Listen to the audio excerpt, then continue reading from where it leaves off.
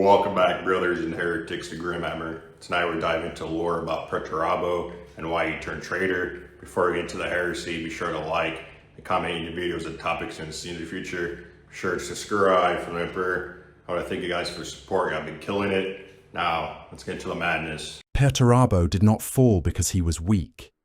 That is the first lie that lesser minds tell themselves when they speak of the Lord of Iron, because weakness is easy to mock and easy to condemn. Weakness allows the righteous to sneer. Weakness gives the victor the comfort of believing damnation always comes for the feeble, the vain, the broken-spirited, and the unworthy. Yet Perturabo was none of these things when the long descent began. He was forged for endurance beyond mortal scale. He was made to bear what would have crushed kingdoms and shattered demigods. He was iron in thought, iron in temper, iron in design. He was calculation given flesh. He was siegecraft incarnate, a being who looked upon walls, empires, armies, brotherhoods, ideals, and saw not glory, but stress fractures. He saw pressure points. He saw weaknesses. He saw the place where the blade should go. That was his gift. That was his curse. There were other Primarchs who fell in fire, in madness, in hunger, in delirium, in rot. Their corruptions were easier for the Imperium to understand because they were theatrical in their blasphemy. Fulgrim drowned in excess and became the polished image of his own corruption, all vanity sharpened into sacrilege. Angron was dragged howling into apotheosis through rage and agony, his damnation written in Chainak's teeth and the arterial mist of 1 billion butcheries. Mortarion sank into despair and pestilence, his soul swollen with bitterness until he exhaled contagion as a king exhales command. Their roads to hell were rivers of visible poison. Men could point to them and say, "There, that is the shape of corruption. There, that is the smell of it." Perturabo was different. His corruption was colder than Fulgrim's. It was more disciplined than Angron's. It was more lucid than Mortarion's. It did not come robed in fever dream ecstasy or the frothing mania of a beast king.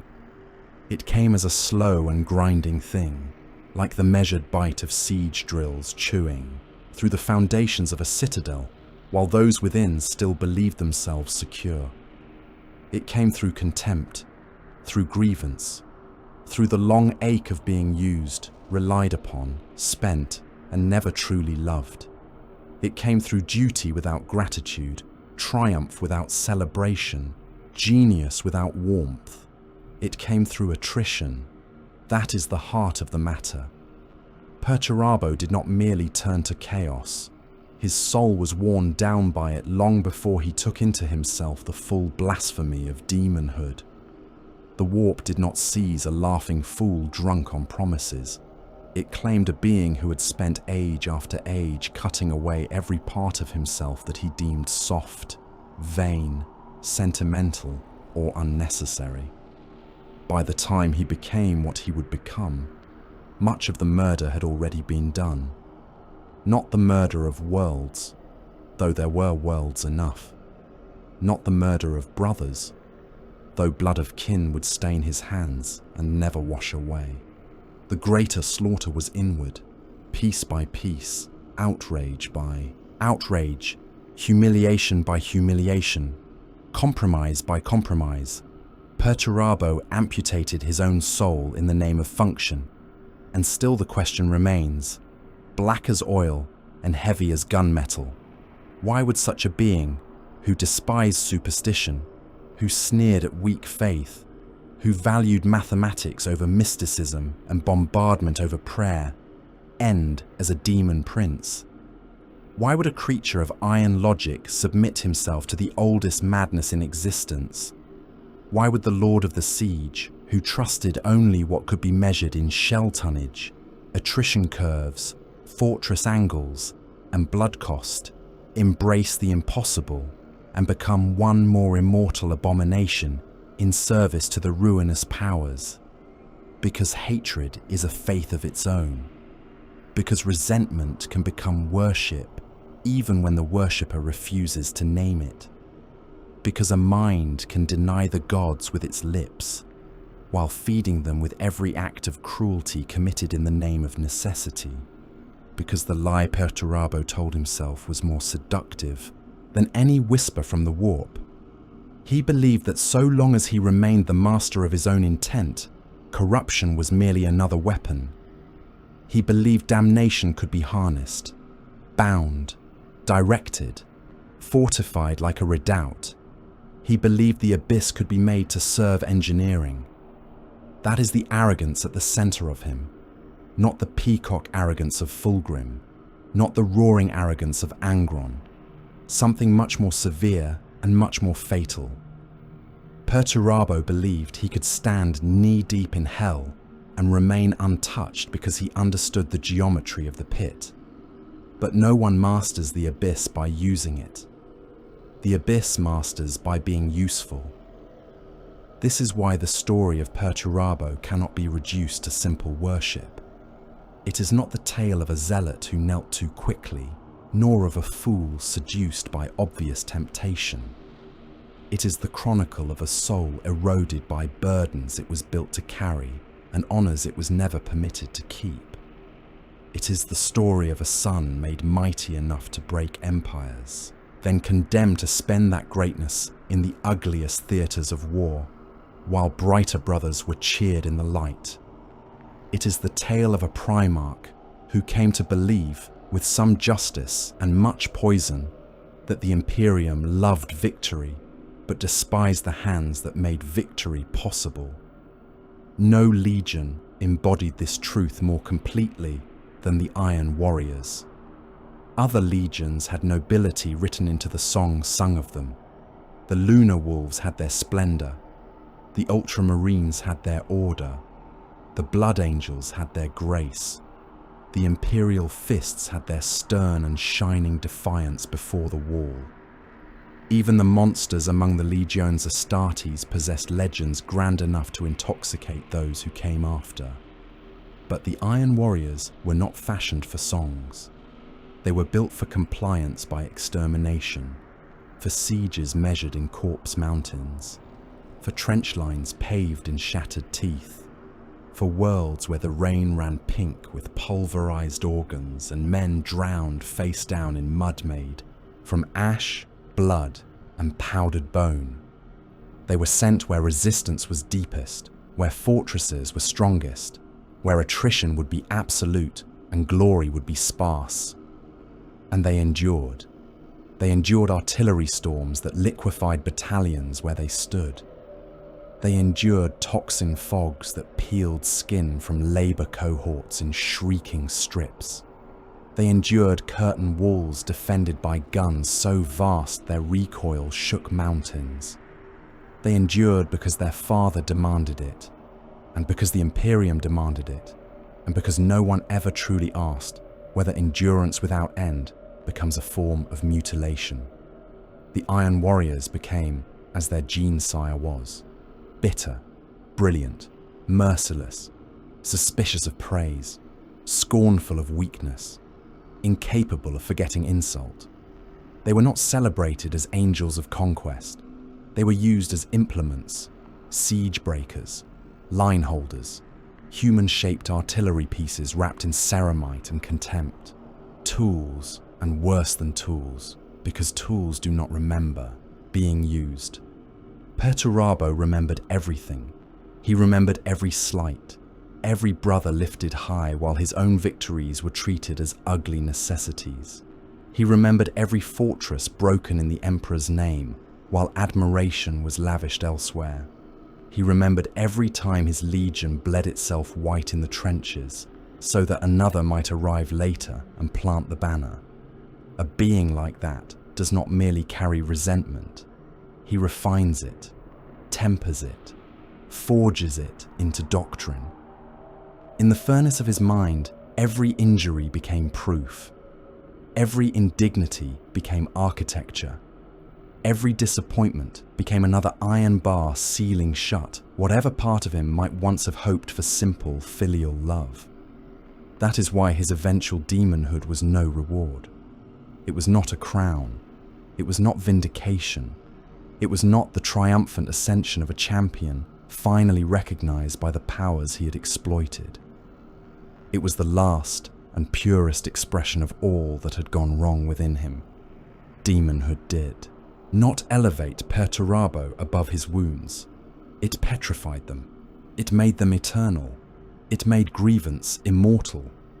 It sealed pride, bitterness, and spite into a form that could never again soften, never again repent, never again be merely wounded. The Lord of Iron became the perfect monument to his own spiritual ruin. And there lies the contradiction that makes him so terrible and so compelling. He hated weakness, yet embraced damnation. He despised slavery, yet entered the oldest bondage in the galaxy. He believed himself too hard for delusion, yet made of his own bitterness a creed more absolute than scripture. He did not fling himself into the warp seeking pleasure or absolution. He went there as an engineer of war, as a breaker of citadels, as a being who believed every horror could be justified if it secured control. But control is the first thing the warp steals. It lets a man believe he still possesses it, right until the moment he has become only another function within its endless appetite. So when men ask why Perturabo became a demon prince, they ask the wrong question if they seek a single instant, a single oath, a single ritual atrocity by which all became inevitable. Such transformations are pleasing to simple minds because they create the illusion of one decisive corruption. There was no single fall. There was a campaign. There was a procession of moral amputations. There were humiliations left to fester until they turned septic. There were betrayals, both suffered and enacted. There was the growing conviction that ruthlessness was honesty and that mercy was an indulgence reserved for fools and hypocrites. There was the long war between what Perturabo had been made to do and what he believed he was owed for doing it. In that war, every compromise dug a deeper trench. Every atrocity laid another course of stone. Every act of vengeance raised another wall between the Primarch and whatever remnant of nobility had once survived within him. This is not, then, the tale of sudden corruption. It is the history of erosion, of pressure, of a godlike being ground down by his own utility until he became inseparable from the cruelty he once claimed merely to command. It is the story of a son who could calculate the collapse point of any fortress, yet could not see that his own soul had been under siege since the first days of the Great Crusade. It is the story of the Fourth Legion, who became the living reflection of their gene-sire, iron within and iron without, each triumph another scar, each obedience another chain. It is the story of why the Lord of Iron, who should have remained only a warlord of terrifying intellect, ended as something fouler, grander, and infinitely more damned. And to understand that fully, one must begin where all true tragedies begin, not at the moment of transformation, but at the first hidden fracture. One must walk back through the ash of Olympia, through the killing fields of the Great Crusade, through the rivalries of brother Primarchs, through the silent humiliations, the butcher's labours, the unpaid debts, the massacres, the betrayals, and the cold logic that turned duty into resentment and resentment into creed. Only then can the shape of the truth be seen clearly. Only then can the path be traced in full, from neglected son to traitor to architect of eternal war, before the Iron Warriors ground worlds to powder beneath their siege guns, before the walls of empire learned to dread the patient mathematics of annihilation. before the blood and dust and spite of the great crusade hardened him into the Lord of Iron.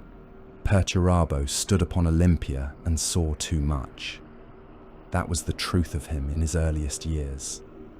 Men later spoke of his genius in the language of the forge, as if he had merely been a master of engines and cannonades, of fortifications, engines of reduction, and the remorseless doctrine of siege. Such descriptions were not false, yet they were pitifully incomplete. Perturabo's gift was never only invention, it was perception. Not the mystic delusion of a warp seer, nor the fevered intuition of a visionary, but a perfect and pitiless apprehension of structure itself. He looked upon a citadel and understood where its weight lay. He looked upon a machine and heard the hidden complaint in its workings before any mortal ear could catch the first protesting grind of a damaged gear. He looked upon a warrior and saw the weakness in stance, the favouring of one side, the old injury hidden beneath armour and pride. He looked upon a kingdom and saw its collapse already written in the fractures no one else had even noticed. Olympia could praise such a son, but it could never truly contain him. He was raised amid marble halls, bronze statuary, mountain fastnesses, and the old severe cultures of a world that imagined itself civilized because it had learned to clothe ambition in ceremony. There were lords upon Olympia who spoke proudly of order. There were tyrants who named themselves guardians. There were courts heavy with strategy, philosophy, governance, and the rituals of power. Perturabo moved among them as something at once admired and feared, a youth whose brilliance could not be denied yet, whose presence cast its own chill across every chamber he entered.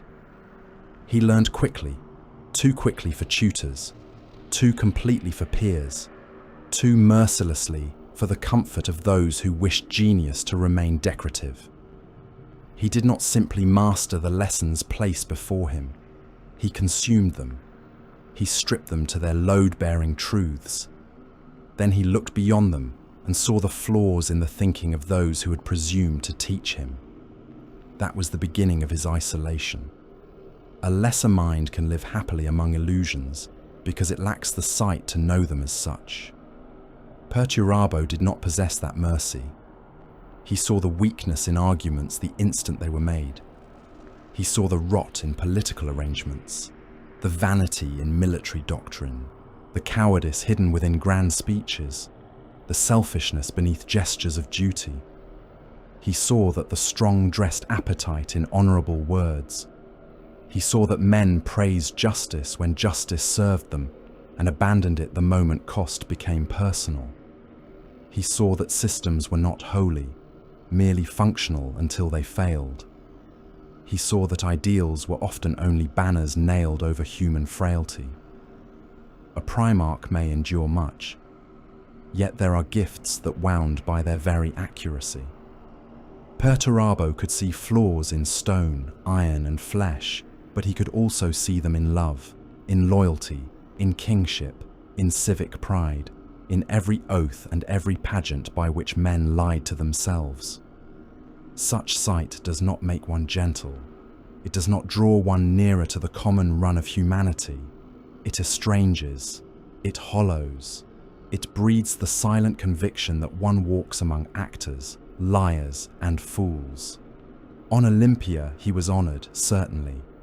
He was praised for his mind, consulted for his judgment, elevated for his brilliance. But praise is not the same as comprehension, and elevation is not the same as kinship. They admired what he could do. They did not understand what he was.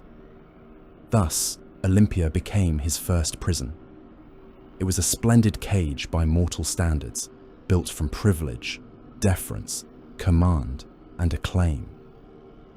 Yet a cage remains a cage even when its bars are gilded. Perturabo was valued as a marvel, as a prince of impossible intellect, as a scion whose works of architecture and engines of war seemed to arrive from him as naturally as breath from lesser men. But all of this only deepened the gulf. The more he excelled, the less human company seemed fit to bridge the distance between himself and those around him. He began to stand apart, not merely because he was greater, but because he could no longer pretend otherwise. Every conversation disappointed. Every courtly intrigue seemed childish. Every compromise smelled of weakness. Every expression of affection felt somehow imprecise, clumsy, insufficient. And still, for all his contempt, he hungered for recognition. This is where shallow readings fail him. Men call Perturabo proud and imagine that pride was all. They think vanity drove him, the same gaudy hunger for applause that consumed more flamboyant souls. But his pride was never so simple. It was not the vanity of a peacock Primarch craving adoration for its own sake. It was the wrath of a being who knew the scale of his own capacity and could not bear to see lesser minds mistake utility for worth. He did not merely want to be praised. He wanted the truth acknowledged. He wanted his superiority in craft, war, and reason to be recognized as fact and honored accordingly. He wanted the world to admit what it was in his presence. That desire was not born from emptiness alone. It came from certainty. Perturabo was furious because he believed, with total conviction, that he was right. And more often than not, he was. That made the wound deeper. Had he been merely arrogant, rebuke might have taught him humility. Had he been merely insecure, praise might have soothed him. But Perturabo was often correct in his judgments, and this rendered contradiction intolerable. He saw waste where others called glory. He saw fragility where others celebrated permanence. He saw hypocrisy where others performed virtue. Thus, every failure to recognize his truth became, in his eyes, not a difference of temperament, but an insult against reality itself. Men were not merely disagreeing with him, they were dishonoring the obvious. So his inner life began to fold inward like iron under pressure. What could have been longing became reserve. What could have been trust became scrutiny. What could have been fellowship curdled into cold assessment. Perturabo's solitude was not the noble solitude of a philosopher king. It was the narrowing of a spirit that found itself less and less willing to risk need. He learned to conceal the softer hungers behind severity. He cultivated distance because distance could not betray him. He chose command over intimacy because command at least answered to clarity. Those who served him could obey. Those who admired him could defer. But love was disorderly, imprecise, full of unquantifiable expectations and humiliating dependency. He wanted it nonetheless. That is the rot hidden at the root of him. He desired love, yet could only accept respect. Respect was measurable. Respect had form. Respect was tribute paid to merit. Love, by contrast, required surrender to uncertainty. Love asked for vulnerability. Love could not be requisitioned like artillery, nor fortified like a bastion. Perturabo could endure oceans of blood and mountains of labor, but he had no armor against the possibility of being known and found wanting in some manner not governed by performance. So he asked the universe for honor and told himself that honor was enough. It was not enough. It never was. On Olympia, this contradiction sharpened into character. He became a being of immense capability, yoked to mounting resentment. He could design wonders and still feel caged within the smallness of those who applauded them. He could command and still feel unseen. He could be exalted and still experience that exaltation as a lesser form of neglect. Those around him mistook his coldness for self-sufficiency. They saw the armor and assumed there was no wound beneath it. They saw the towering intellect and assumed there could be no ache in so mighty a soul. But genius does not cauterize loneliness. It often deepens it. Perturabo had been made too vast for ordinary companionship, and he lacked either the grace or the patience to build a bridge back toward humanity. Long before the warp ever laid a claw upon him, a spiritual deformity was already taking shape. This matters. Too many would place the blame for all that followed upon chaos alone, as though the dark gods reached down one day and simply claimed a healthy son of the Emperor through raw malice. That is a child's understanding of corruption. The truer horror lies in how much of the work had already been done in silence. Perturabo had already learned to equate affection with weakness and distance with strength. He had already taught himself that understanding others was less useful than mastering them. He had already cultivated the habit of nursing injury in secret until it became identity. He had already begun to believe that if the world failed to honor him properly, then the world itself stood condemned. Chaos would one day find fertile ground in that conviction, but the soil was prepared on Olympia. There, amid mountain citadels and lordly halls, amid the pageantry of a world too small for the son it had received, the future Lord of Iron first learned the lesson that would poison every age thereafter. He learned that men desired his works more than his being. He learned that utility commanded obedience but not affection. He learned that those who praise genius often did so in order to own it. He learned to answer disappointment not with grief spoken aloud, but with grievance hoarded in silence. He learned above all that he could be necessary and still unloved. That is the shape of the wound before the Imperium ever touched him. So when the Emperor at last came to Olympia, when the master of mankind stood before the son whose mind could break empires before a shot was fired, there should have been healing. A lesser tragedy would have allowed for that. A father might have looked upon such isolation and named it. He might have seen the iron around the heart and understood that beneath all the cold precision, there was still a son waiting to be claimed not as a weapon, but as kin.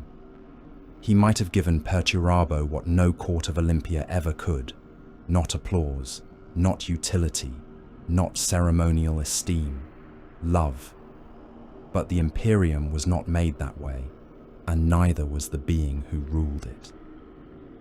When Perturabo looked upon them, Emperor, he did not find deliverance from the first cage.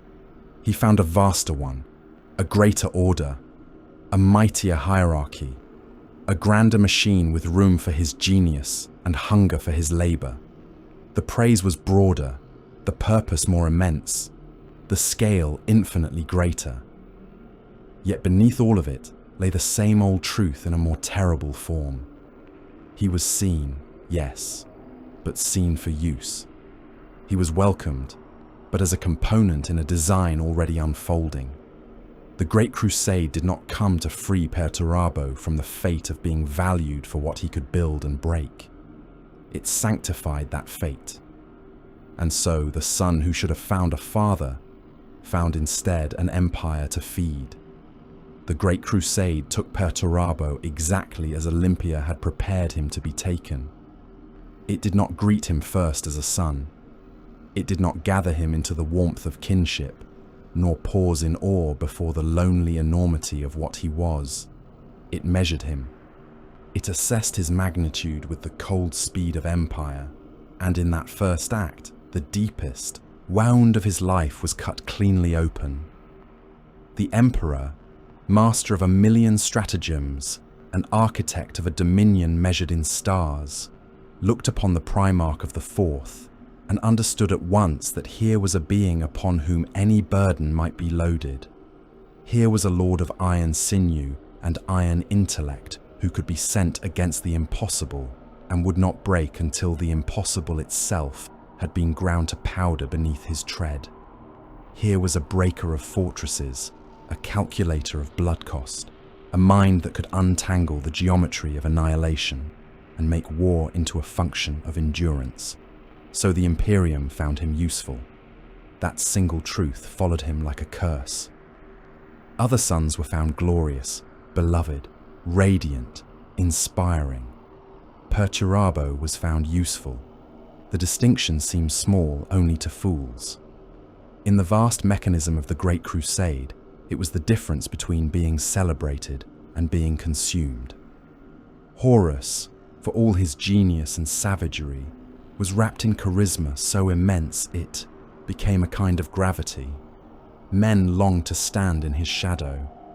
Sanguinius shone like a vision of lost perfection, beautiful beyond reason, terrible only when roused. The angel who made war seem like a divine burden nobly borne. Rogel Dawn, rigid and implacable, became in the eyes of countless commanders the very image of honourable strength, the golden warden, the fortress lord who could stand where all else failed. Around such brothers gathered admiration, legend, and the warmth of the Imperium's public heart. Around Perturabo gathered requisition orders. This was not because his genius was lesser. In matters of siege, reduction, logistics, and the patient science of total destruction, he stood among the greatest of them all. He could read a war the way another man might read a text laid open before him. He saw not only what was, but what must follow.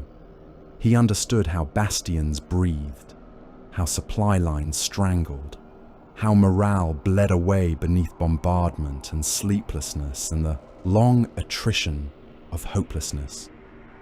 He could look upon a continent girded in void shields, mountain redoubts, anti-orbital lance nests, trench systems deep as hive underways, and know precisely how much iron, fire, flesh, and time would be required to unmake it. There was no romance in this knowledge. That was why the Imperium needed him so badly. He was a Primarch fit not for parades, but for consequences. And so the ugliest wars came to the fourth. When compliance could be won with splendor, another legion was sent. When a world might be dazzled by nobility, cowed by majesty, or brought into union by the theatre of imperial destiny, brighter suns rode at the fore. But when the enemy dug in, when walls rose in layers and defense lasers stitched the void, when the guns on the parapets were too many and the men behind them too fanatical to be swayed by speech, then the Iron Warriors were summoned. The Fourth Legion was fed into the grinder of every brutal necessity. They stormed citadels, whose killing grounds were carpeted in the flensed remains of earlier assault waves. They crossed crater fields where artillery fell so thick, the very earth churned into a paste of mud, pulverized rock, blood, and recognizable fragments of men.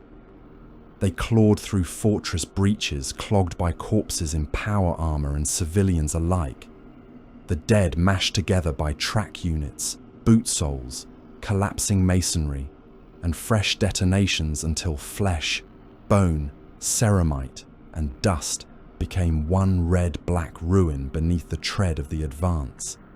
They fought in rad-blasted trenches, where men coughed their lungs into their rebreathers and died with their fingers fused to weapon grips. They brought worlds into compliance by annihilation because there existed no cleaner road, and because the Imperium was always willing to purchase victory at the price of the Fourth Legion's blood. Perturabo saw the pattern almost at once. He was too intelligent not to. That was always the hidden torment. A lesser being might have taken each campaign as an isolated necessity. A more sentimental one might have cloaked the repetition in notions of sacred burden. Perturabo did neither. He saw the architecture of his own employment. He saw that he and his sons were not merely trusted. They were allocated, assigned, expended according to function. The Iron Warriors became the blade dragged through the hardest bone, the expendable calculation in every imperial equation too hideous for public glory. Again and again, the Fourth took the worst of the war and won it. Again and again they paid for triumph in butcher's coin. And again others were granted the laurels. That poison grew slowly, but it never ceased growing. Perturabo knew he was indispensable. That knowledge should have been a comfort. Instead, it became the iron nail in the heart of him. To be indispensable is not the same as being beloved. A siege engine is indispensable. A bridge is indispensable. A slave can be indispensable. Usefulness, when severed from affection, curdles into humiliation. The emperor trusted him with impossible tasks, and the trust itself became an insult because it was so nakedly practical. Perturabo was not embraced as the soul of a dream. He was loaded like an artillery shell and fired toward whatever citadel refused to die. No brother embodied this torment more sharply than Rogel Dawn. The hatred between them is often reduced by lesser chroniclers to jealousy, as though Perturabo merely envied the imperial fists their honours and their stern, famed Primarch. This is a child's reading. Dawn was more than a rival. In Perturabo's eyes, Dawn was a metaphysical insult. He was the lie made flesh. Dawn stood for all the things the Imperium claimed to value openly: duty ennobled by honour, endurance made beautiful by discipline, fortification as an expression of guardianship rather than oppression. He was the wall as symbol, the bastion as moral statement, the citadel as the righteous, refusal to yield. Perturabo, who knew walls as things to be broken and garrisons as meat awaiting reduction, looked upon Dawn and saw the hypocrisy at the centre of imperial adoration. The Imperium praised the keeper of the fortress while relying in secret upon the breaker. It celebrated the gleam of defence and turned away from the gore required to shatter resistance elsewhere. Dawn received esteem for embodying the clean image of strength. Perturabo bore the filth beneath that image, the graveyard labour, the attritional slaughter, the truth that all empire is underwritten by extermination. Thus every honour granted to Dawn became, in Perturabo's mind, a judgment upon himself, and every victory tasted of ash. That phrase is used too lightly in lesser histories, but with Perturabo it was literal in spirit, if not always in form. The worlds his legion conquered were often reduced to carrion realms before the banners rose over them. The air reeked of propellant, burnt marrow, scorched promethium, ruptured intestines, corpse gas, and the chemical bitterness of shattered masonry. The enemy died in heaps. So too did his own sons. Whole companies vanished against mine belts, bunker mazes, null fields, and overlapping kill zones. Iron warriors climbed over their own dead to place melter charges upon gates, while mass driver rounds turned men into expanding storms of bone splinters, steaming viscera, and slaved armor plating. Apothecaries harvested gene seed knee-deep in blood and powdered stone, while the guns still thundered overhead. Then the war would be won. Compliance would be declared. Another world would be entered into the ledgers of imperial destiny. Somewhere distant, the great machine would continue its march. But for the Fourth, triumph meant another mound of dead, another chapter of unthanked necessity, another proof that their excellence would always be measured in what could be fed into the furnace and still emerge standing. Perturabo learned from this, not wisdom, not peace, something far more corrosive. He learned that he alone, or near enough to alone, seemed willing to look directly at reality without perfume poured over it. Other Primarchs spoke of ideals, of unity, of the uplifting destiny of mankind. and perhaps some part of them believed the words. Perturabo heard in such language the soft rustle of pageantry draped over the iron scaffolding of force. He saw the Great Crusade for what it was at the level where walls broke and cities burned. He saw that compliance was rarely a revelation and usually a submission. He saw that idealists could speak nobly because executioners had already done the ugliest labor in silence. The Imperium praised those who inspired. It relied upon those who destroyed. It loved the visionaries and the exemplars. But when a civilization had to be pounded into ruin over months of shelling, until the defenders drowned in their own blood and the survivors crawled from bunkers half deaf and blind with terror, the call went to the Lord of Iron. This was the emotional logic of his bitterness, and it was not entirely false. That made it deadlier. A grievance built on pure delusion can be dispelled. A grievance rooted in partial truth hardens like poured ceramite. Perturabo was wrong in much, but not in this. The Imperium did rely upon executioners while praising idealists. The Great Crusade required beautiful lies for its own self-image, yet it advanced by means of monstrous practicalities. Perturabo and his sons lived in those practicalities until they became the only truth he trusted. Where others still preserved some room in their souls for faith, comradeship, aspiration, or simple belonging, he filled the chamber with arithmetic, casualties, expenditure, structural integrity, fire arcs, breach intervals, attrition curves. He made numbers into armor against disappointment, and in doing so turned disappointment into doctrine. Duty became resentment by increments too, small for most to notice. At first he bore his burdens because he had been made for bearing. Then he bore them with the cold pride of being the one son strong enough to do what weaker hearts could not. Then he bore them while cataloguing every slight. Then he bore them because refusal would have been to concede that the Imperium had named him rightly as a mere tool. Then, at last, he bore them because resentment had become the truest thing within him.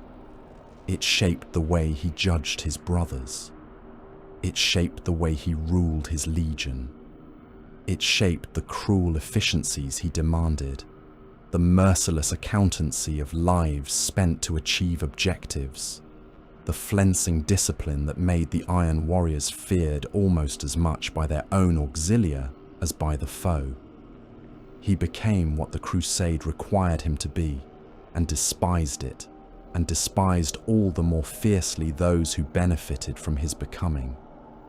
That is the final obscenity of utility when stretched across a Primarch's soul.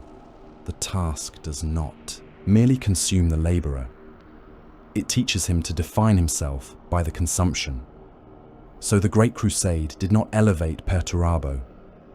It revealed the terms of his existence with perfect cruelty. It showed him that empire does not love what is necessary. It uses it. It spends it. It loads greatness into the breach, counts the cost acceptable, and reserves its tenderness for symbols less stained by the work. In that revelation lay the beginning of everything that followed, because from the moment Perturabo understood how dearly he was needed, and how little he was cherished, he began to measure the Imperium not as a son measures a father's realm, but as a weapon measures the hand that grips it. And a weapon that knows it is only being spent will one day turn in the fist. When Perturabo returned to Olympia, he did not come as a son seeking home. He came as a Primarch of the Imperium, a warlord crowned in iron and siege smoke, a conqueror whose tread had broken worlds and whose legion had bled itself hollow on 100 nameless killing grounds in the service of a dream too vast and too ungrateful to love him. Yet for all that majesty, for all the gunmetal grandeur and impossible force gathered around his name, the wound that awaited him there was not strategic. It was intimate. It was humiliating. It was the old insult sharpened to a point and driven under the ribs. Olympia had rebelled. Not some distant compliance world. Not some Xenos hold-fast cowering behind void shields and mountain batteries. Not one more bastion to be reduced by shellfire in the Emperor's name. His world. The first cage. The place that had praised him without ever understanding him. The place whose stones remembered his footfalls before the Imperium had found him. The place that should, by all rights, have remained his in memory, if not in flesh. And now that world had risen in disobedience, tearing at the authority he had once embodied there, exposing before the wider Imperium the possibility that even Perturabo's own blood soil had judged him absent, failed, or unworthy. To another Primarch, rebellion might have been a political crisis, a military complication, a painful necessity. To Perturabo, it was a narcotic wound. It bit so deeply into pride, into memory, into his ravenous need for acknowledgement, that pain and fury became almost indistinguishable. The insult was not merely that Olympia had defied imperial rule. The deeper obscenity was that it had done so beneath his shadow. It had denied the permanence of his will. It had mocked the illusion that he had ever truly ordered the world he came from. The rebellion said, in effect, that even here his genius had failed to secure loyalty. Even here he had built nothing that could endure his absence. Even here the son of iron had left behind only a silence into which treachery could flourish. That was intolerable. And because it was intolerable, the punishment could not be measured. It could not be corrective. It could not even be theatrical in the way of ordinary terror reprisals. Perturabo did not come to restore Olympia. He came to erase the insult. There is a difference, and the difference is written in oceans of blood. His response was absolute. The war descended upon the world with all the cold splendor of imperial annihilation. The fleets came first, their shadows staining the upper atmosphere, their gun decks loaded with the judgment of a wounded demigod. Then came the bombardments, not as warning shots, not as disciplined reductions against military targets alone, but as declarations of exterminatory intent. Strongholds burst open under macro shell impacts, their walls and towers blown skyward in fountains of stone dust, burning iron, and human fragments so small they rained back down like offal. Palace districts became flaming charnel pits. Civic squares where once orators had raised proud voices were transformed into crater fields filled with boiling runoff, charred skeletons, and drifting drapes of skin stripped from bone by thermal wash. The mountain fastnesses of Olympia, stern and ancient, groaned under lance strikes that bored into their hearts and left their interiors burning like sacrificial furnaces. Yet orbital death was not enough for Perturabo. Distance did not satisfy him. The wound was too personal. He needed proximity. He needed the tread of the Fourth Legion upon the roads and courts of his homeworld. He needed the rebellion to die under his gaze. So the Iron Warriors descended. They came in drop pods that struck the earth like iron meteors, in gunships roaring through smoke-blackened skies, in columns of armor that crushed statuary and the dead alike beneath grinding tracks. Their boots pounded through avenues slick with blood and powdered masonry. Their bolters barked among colonnades and hab spires, each shell detonating inside mortal bodies with such force that men burst apart in slabs and ribbons, vertebrae, spinning through the air, brains atomized against stone, rib cages peeled open like butchered carcasses. Resistance fighters died in heaps. Nobles died at their hearths. Laborers died in cellars. Children died in the arms of the already dead. There was no distinction that mattered, because Perturabo was no longer answering rebellion. He was answering humiliation. And that is the point at which grievance became atrocity. A line exists in all wars, though many deny it, and once crossed the battle is no longer about victory, but about appetite. Perturabo crossed that line on Olympia and kept walking. The massacre became a moral event horizon, the kind from which no conscience returns unchanged. It was not merely that he killed. Primarchs kill. Legions kill. The Great Crusade had been built upon killing of such scale that planets learned new meanings for silence after the guns went quiet. No, the true damnation lay in what the killing meant. Upon Olympia, Perturabo ceased to be merely the executioner of imperial necessity.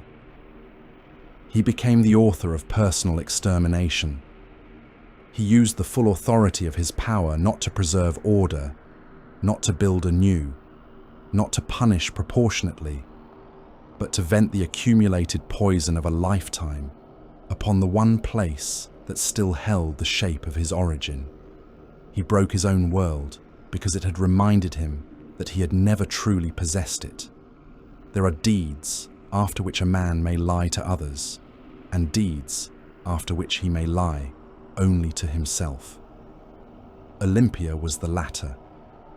When the fires finally guttered low, when the broken cities smoked beneath a sky made ugly by ash, when the streets were clogged by corpses and half-corpses, and the limbless living crawling through ruin too immense to understand, Perturabo stood amid the proof of what he had done. Whatever old self-justification had sustained him through the cruelties of the Great Crusade could not survive that sight intact. Here was no distant compliance, no abstract arithmetic of empire, no fortress line inhabited by faceless foes who had chosen resistance and so purchased destruction. This was home, and he had reduced it with the same iron certainty he had brought to alien citadels and heretic bastions. In that revelation lay the shattering of something essential.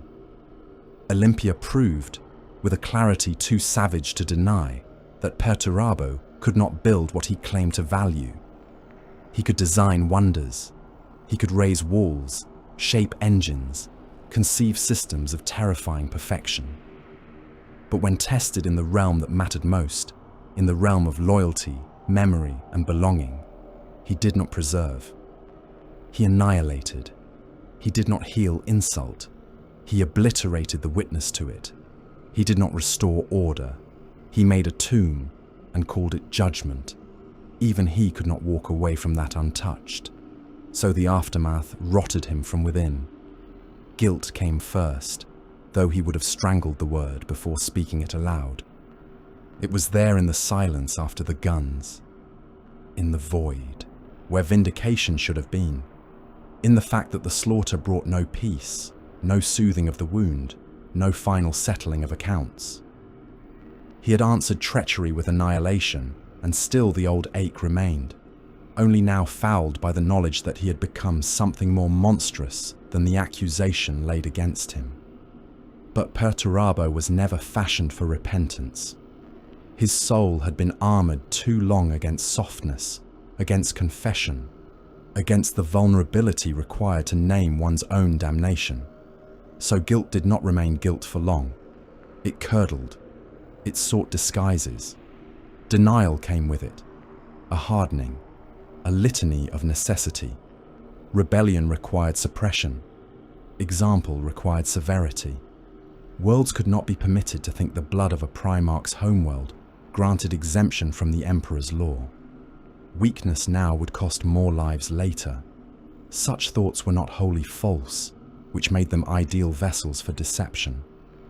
Into them, Perturabo poured the truth he could not bear until necessity and self-absolution became difficult even for him to separate. Then came rage, blacker than before, because now it had to be directed outward, or else consume him whole. He needed a culprit grand enough to bear the weight of what he had done. The rebels themselves were too small. Olympia, gutted and burning, could not answer him. The only fitting target was the Imperium that had shaped him into this instrument and spent him for so long in wars of attrition and filth. If he was a monster, then who had forged him? If his answer to rebellion was extermination, then who had taught him that only absolute force had value? If his soul had become a siege line where mercy starved to death, then who had marched him there and demanded he hold? This is why Horus became attractive. Not because the War Master offered simple temptation, not because dark gods whispered honeyed promises, and Perturabo, suddenly foolish, lapped them up like some fevered cultist. That is not how this kind of fall occurs. Chaos did not seduce him with excess or mystic revelation. It met him in the ruins after he had already morally dismembered himself. It found him when the vital organs of restraint, trust, and self-respect had already been torn loose and stamped into the ash. Horus did not need to remake Perturabo from whole cloth. He needed only to provide a structure into which the Lord of Iron could pour his grievance and call it purpose. The War Master's rebellion offered him something dangerously close to absolution. It reframed injury as insight. It told him that the Imperium was false, that the Emperor's dream was hypocrisy gilded in statecraft, that those sons used most brutally had the greatest right to turn and strike. For a Primarch who had just butchered his own homeworld and could no longer bear the thought that the act belonged to him alone, this was irresistible. Horus offered not merely alliance, but narrative. A way to place Olympia within a larger betrayal. A way to say that the massacre had not exposed Perturabo's monstrous core, but rather proved the impossible burdens imposed upon him by a loveless empire. In joining Horus, he could convert guilt into accusation. He could hurl blame upward. He could make himself not the destroyer of home, but the inevitable product of imperial cruelty. That was the trap, and it was perfect because it contained so much truth. The Imperium had used him. It had burdened him. It had spent the Fourth Legion in the ugliest wars and praised cleaner hands for victories made possible only by slaughter in the dark. All this was real. Yet the reality of injustice did not absolve Olympia. It did not wash the blood from the roads or gather the dead back into breathing forms. Perturabo could have stood in that truth and accepted that he had been wronged without granting himself license to become what he became. But by then, the habit of his soul was set. He could endure pain, but not impotence. He could carry guilt, but only if he could transmute it into wrath. Horus gave him the means, and chaos, patient as rot in the foundations of a fortress, waited in that convergence. It did not need him kneeling in adoration. It did not need incense, chants, or fevered devotion. It needed only a man who had already proved there was no boundary he would not cross once humiliation and necessity spoke with the same voice. It needed a being who would commit unforgivable acts, refuse forgiveness, and then seek a cosmos in which unforgiveness itself might be crowned as strength. Perturabo was already halfway damned before ever he named new allies. After Olympia, there could be no true return. That is the final iron truth of the matter. Whatever roads still lay open in theory, in spirit, they were ash. He could not go back to the Imperium and stand before the Emperor as a son chastened by terrible excess, not without naming what he had become. He could not look upon his brothers and endure the judgment in their eyes, whether spoken or silent. He could not ask to be understood now, not after proving with planetary scale certainty that his answer to injury was extermination. The massacre had sealed the breach behind him. It had burned the bridge to cinders. From that moment onward, every step away from terror became easier than the one that would have led back toward confession. So Olympia did not merely burn, it consumed the last plausible shape of Perturabo's innocence. In its ashes stood not yet a demon prince, not yet the full lord of ruin he would become, but something already maimed beyond honest repair. A Primarch who had mistaken annihilation for mastery. A son who had slaughtered home and found no peace in its silence. A being so ravaged by pride, guilt, and rage that when rebellion next called to him in the voice of Horus, it would sound less like treason than like permission. Perturabo did not choose Horus because he loved the gods. That lie came later, repeated by the ignorant, embellished by those who cannot imagine treachery without incense, altars, and drooling devotion.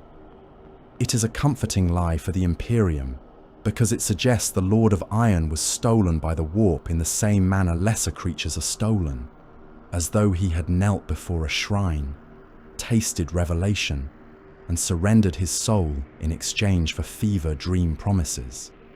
But Perturabo's turning was not born in adoration. It was born in rage, not the frothing red madness that consumed Angron, not the ecstatic delirium that swallowed Fulgrim. Something colder, something harsher, a slow and grinding fury aimed first at the Emperor, then at the system the Emperor had built, and finally at the entire vast edifice of lies that called itself the Imperium of Man. By the time Horus reached for him, the wound was already open. Olympia still smoked in the hidden chambers of Perturabo's mind. Its dead had not gone quiet. They were with him in every silence between. Artillery strikes, in every interval between shipboard announcements, in every private moment when command could no longer drown thought. He had exterminated rebellion and found no relief. He had broken his own world and discovered that destruction, even on the scale of cities and dynasties, cannot cauterize shame. What remained to him after that was not peace, but the intolerable need to make the massacre mean something other than his own moral ruin. He required a larger crime into which he could fit his own. He required a betrayal greater than Olympia, so that his answer to it might seem proportionate instead of monstrous. Horus offered exactly that. The War Master did not come to Perturabo as a preacher. He came as something far more dangerous. He came as a recognizer of worth. In that lay the poison. Horus understood the hunger in his brother better than most. He understood that Perturabo did not crave flattery of the cheap and obvious kind. Empty praise would only have insulted him further. What he wanted was acknowledgement with weight behind it. He wanted his role in the making of empire stated plainly. He wanted the truth of his burdens spoken aloud by someone powerful enough to make that truth matter. Horus gave him that. He offered not sentimental comfort, but relevance. Not absolution in the language of softness, but purpose in the language of iron necessity. Where the Emperor had given him endless labor, Horus gave him strategic respect. This distinction mattered more than affection ever could have. The Emperor had always understood Perturabo's capacity, but imperial understanding had been bound to expectation. The Lord of Iron was sent where the war was filthiest, where the walls were thickest, where the casualty projections would make lesser commanders blanch. He was trusted, yes, but trusted as one trusts a siege ram or a Titan gun battery. He was placed where he would function most effectively, and then he was expected to function. Horus, by contrast, addressed him as a principle, as a mind, as a necessary pillar of rebellion without which the coming war would be strategically diminished. That was what Perturabo had always wanted from the architecture of power. Not applause, not tears. Recognition proportionate to utility. To a soul as wounded as his, that felt perilously close to justice. The rebellion therefore appeared to him not as surrender to madness, but as an opportunity to prove what he had suspected for so long. that the Imperium was rotten at its core, that all its radiant ideals were sheeting draped over engines of compulsion and slaughter, that the Emperor's great secular dream, so often spoken of in tones of destiny and rational order, depended in practice upon brutality no less vile than the tyrannies it replaced. Perturabo had seen this truth from the trenches, from beneath fortress walls, from the command decks of bombardment ships, where compliance was measured in body count and structural collapse. He had watched brothers garlanded in glory, while his own legion drowned in the ugliest necessities. He had watched the Imperium praise what looked noble while spending what actually worked. Horus gave him the chance to turn that suspicion into proof by war. If the Imperium could be made to bleed openly, its hypocrisy would stand revealed. That was how Perturabo justified the choice to himself. It was, in his own eyes, a rational act, a severe act, a necessary one. Even after the rebellion had begun to curdle beneath the touch of darker powers, Perturabo still viewed it at first through a fundamentally secular lens. That is essential to understanding him. He did not march to Horus because he had become a mystic. He did not feel revelation in the mutter of the warp. He did not prostrate himself before unseen powers in fevered gratitude. He was no Lorgar, no architect of worship seeking the divine in ruin. Lorgar desired gods because he desired transcendence and meaning beyond the material. He needed devotion the way the starving need food. Perturabo had no such hunger. If anything, he despised it. He regarded piety as weakness in ceremonial dress, an abdication of reason by minds too frail to govern themselves without myth. That was why chaos appeared to him not as a truth, but as an asset. He saw the powers gathering around Horus with the same cold eye he might turn upon a captured weapons platform or a newly classified engine design. They were dangerous, certainly, volatile, capricious. Their servants offended his sense of discipline and often disgusted him outright. The gibbering cultist, the mutating fanatic, the apostle drunk on revelation, all such creatures were beneath his respect. But the raw, destructive utility of the warp could not be denied. Demonic manifestations broke formations. Possessed engines exceeded conventional output tolerances. Warp breaches shattered defensive certainties upon which whole campaigns had once depended. Chaos, too, Perturabo's mind, was not sacred.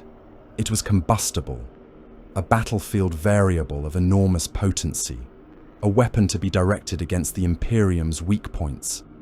And because he thought this way, he was exactly the sort of man chaos consumes best.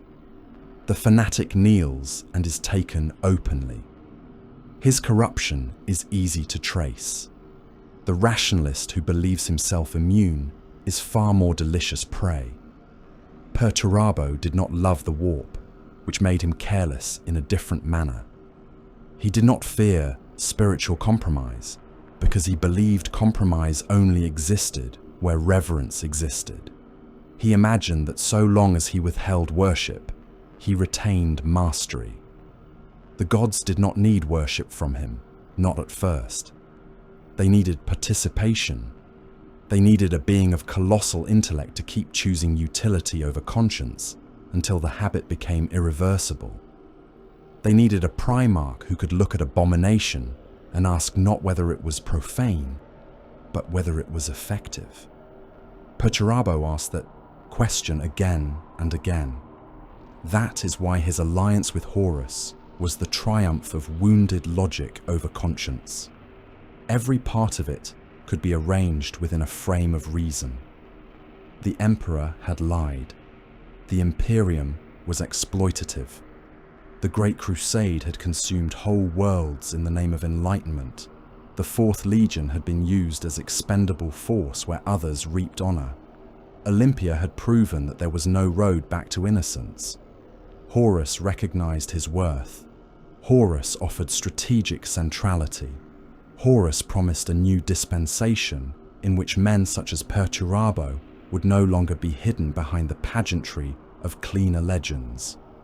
Each thought linked neatly to the next, like a chain of artillery calculations leading toward a mathematically certain impact point. The logic was wounded, but it was still logic. That was its danger. Conscience whispered of scale, of atrocity, of the possibility that wrong done by empire does not justify fratricide upon a galactic scale. But conscience had long since become to Perturabo a softer instrument, imprecise and suspect. Logic, even injured logic, felt stronger in the hand, so he chose the stronger instrument. With that choice, the shape of the future altered forever. Once he had crossed that threshold, every later compromise became easier. That is the true horror of treason among demigods. Men imagine the greatest step is the first, and in one sense, they are correct. But the first step changes the ground underfoot. Once Perturabo had accepted Horus as the proper vessel of his grievance, it became simpler to overlook the madness swelling in the rebellion's margins. Once he had accepted rebellion as justice, it became easier to count the dead as unavoidable. Once he had accepted the utility of warp taint in battle, it became easier to employ more of it when the need arose. Once he had placed wounded pride above loyalty, it became easier to place victory above restraint and efficiency above every last surviving moral limit. A soul does not usually plunge into the abyss in one motion. It descends by gradients that become visible only in hindsight. Perturabo understood all this less than he believed he did. He told himself that Horus was the answer to imperial hypocrisy. He told himself that rebellion would expose the emperor's empire for the carrion scaffold it truly was.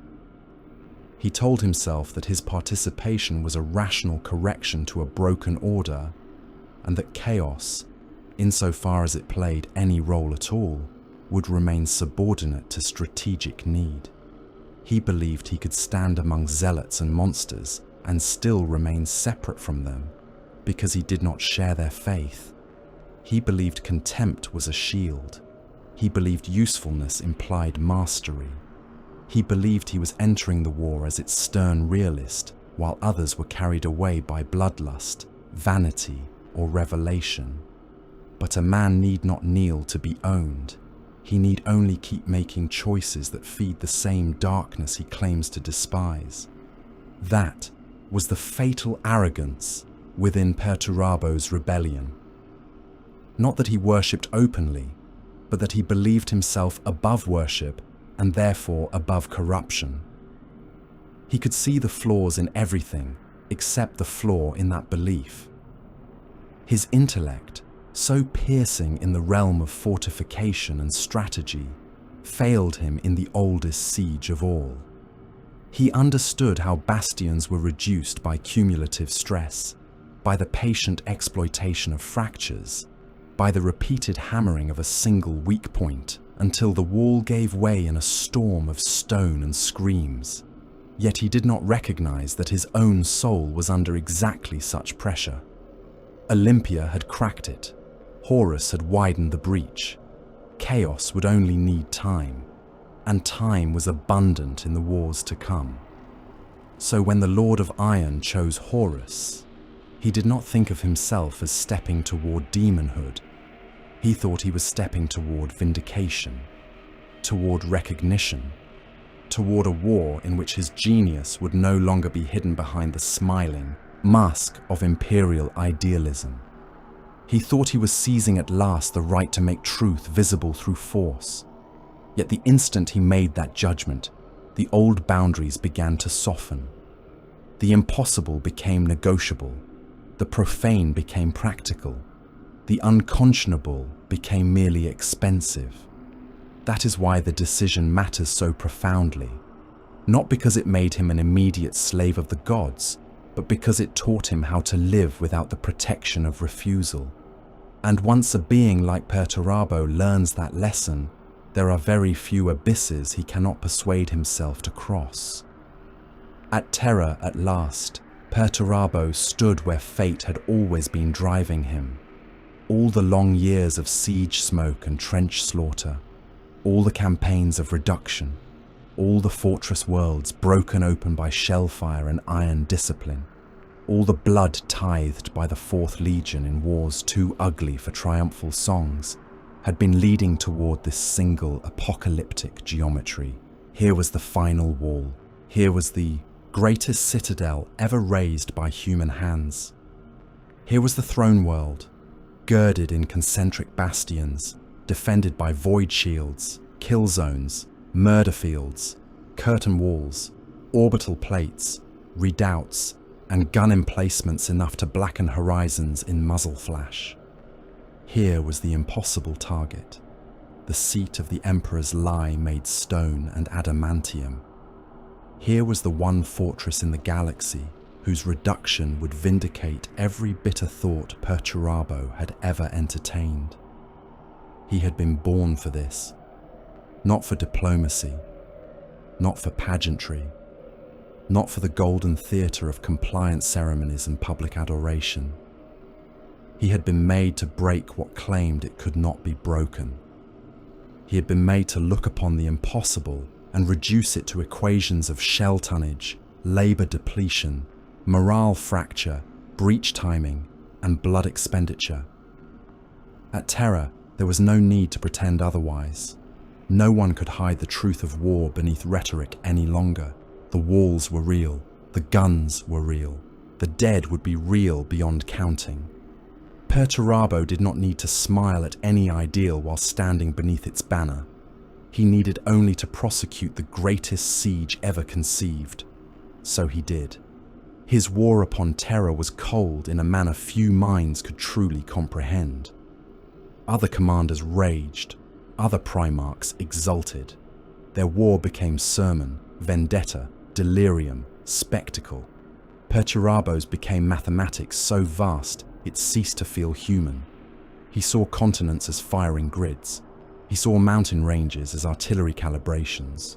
He saw defensive belts not as holy bastions of the throne world, but as layered problems awaiting solution. The movement of armies, the commitment of armor, the concentration of munitions, the timing of orbital strikes, the sacrifice of battalions, the opening and sealing of assault corridors, all of it passed through his mind with the pitiless clarity of siege logic. Men died by the million, because that was the scale required. Whole regiments vanished under saturation. Bombardments, because their extinction created data.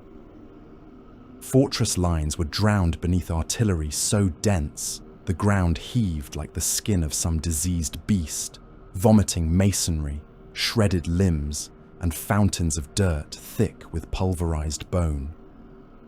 Air defense spires collapsed in sheets of flame and molten metal, pouring liquid death through the defenders below.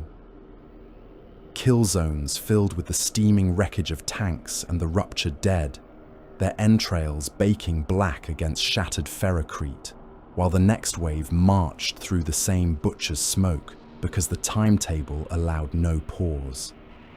This was not rage, it was industry. And in that terrible industry, Perturabo should have found the vindication of his life. Terra should have been the place where every old grievance was justified at last. The Imperium had spent him, used him, hidden its ugliest necessities behind more beautiful faces. Very well. Let the Imperium now feel the full consequence of all it had demanded from him. Let Dawn, crowned guardian of walls, meet the brother whose whole existence had been spent learning how such guardianship fails.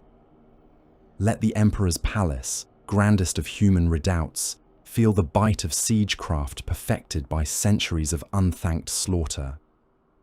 If there existed anywhere in the galaxy a field upon which Perturabo's bitterness could be sanctified into truth, it was here, before the throne of the Father who had found him useful and little else.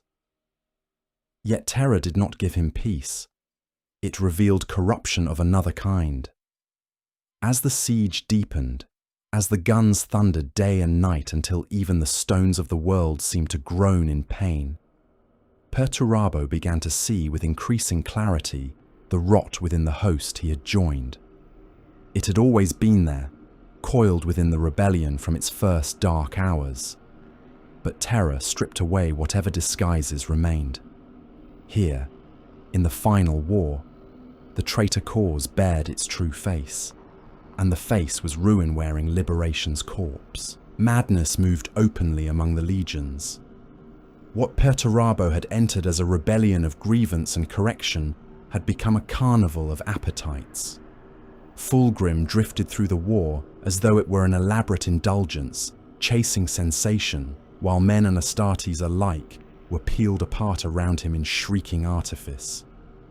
Angron was no commander by then, only a hurricane of chained fury, hurling himself and all near him into bloodletting so absolute that tactical sense drowned in gore. The World Eaters did not prosecute sieges, they infested them.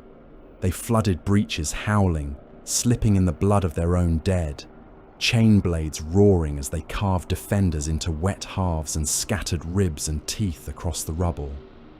Mortarian's shadow brought poison, contagion, and spiritual filth, a miasma of corruption so thick it offended Perturabo not only as blasphemy, but as indiscipline. Even the sons of Horus, once the exemplar of martial command, were increasingly warped by the gravitational pull of their Primarch's terrible elevation. Everywhere he looked, the rebellion was becoming less a war of conquest and more an infestation of unreality. Perturabo despised it. He could work with monsters. He had long ago crossed whatever lines might have forbidden that. But he required monsters to function. He required obedience to timetables, adherence to plans, the grim discipline of coordinated annihilation. The growing demonic excess around him fouled all such necessities. Warp breaches yawned where carefully prepared staging grounds ought to have been. Cults multiplied in the shadows of siege lines, their fevered rites spilling unpredictable horrors into battle zones that had once been governed by firing solutions and reserve allocations. Possessed engines howled and snapped their chains, magnificent in destructive output, yet abhorrent in their refusal to remain merely machines. Mortal auxiliaries fell into religious mania, wasting manpower in acts of ecstatic self-mutilation, when they should have been hauling munitions, raising berms, and fortifying captured approaches. The very air at times seemed tainted by the intrusive will of the warp, bending perception, distorting causality, turning war into a theatre of diseased miracles. This was not what Perturabo had chosen. He had embraced rebellion as a judgment upon imperial hypocrisy. He had joined Horus because he believed the Emperor's order deserved to be broken, and because he believed himself owed a central hand in that breaking. He had tolerated the utility of chaos as one tolerates a volatile munition, dangerous but exploitable. At Terra, he began to see, perhaps too late, that the warp had not remained subordinate. It was eating the rebellion from within, hollowing out whatever stern logic had once animated its cause and replacing it with appetite, delirium, vanity, and spiritual decomposition. His own warcraft stood in hateful contrast to all this. Where his brothers increasingly surrendered to impulse, he measured. Where they sought personal apotheosis in slaughter, he sought breach integrity and operational tempo. Where they vomited themselves at the walls in waves of spite, he orchestrated reductions with a patience almost inhuman in its severity. Don't forget to like, comment, and subscribe. Support really helps. Under his command, guns were massed for purpose, reserves fed at calculated intervals, armor committed where pressure had already thinned resistance. infantry expended to create measurable advantage rather than to gratify berserk instinct. He remained what he had always been, the stern realist among fanatics and peacocks. But now that realism no longer made him feel superior, it made him feel stranded amid lunatics. And the worst revelation was this: the traitors were not liberators. They were not even honest destroyers in the way Perturabo had once imagined. They were another form of decay, another empire of predation and lie, another engine that consumed men for abstractions while pretending to offer truth. He had believed he was helping expose the Imperium's rotten core. Instead, he found himself surrounded by allies whose core was no less rotten, only more openly obscene. The Emperor's dream had hidden atrocity beneath gold. Horus's rebellion increasingly adorned atrocity in raw flesh, madness, and the sneering laughter of the warp. Between them stood Perturabo, who had once fancied himself the one Primarch clear-sighted enough to dispense with illusion, and now saw that he had marched from one grand deception into another. That understanding poisoned his relations with the wider traitor command.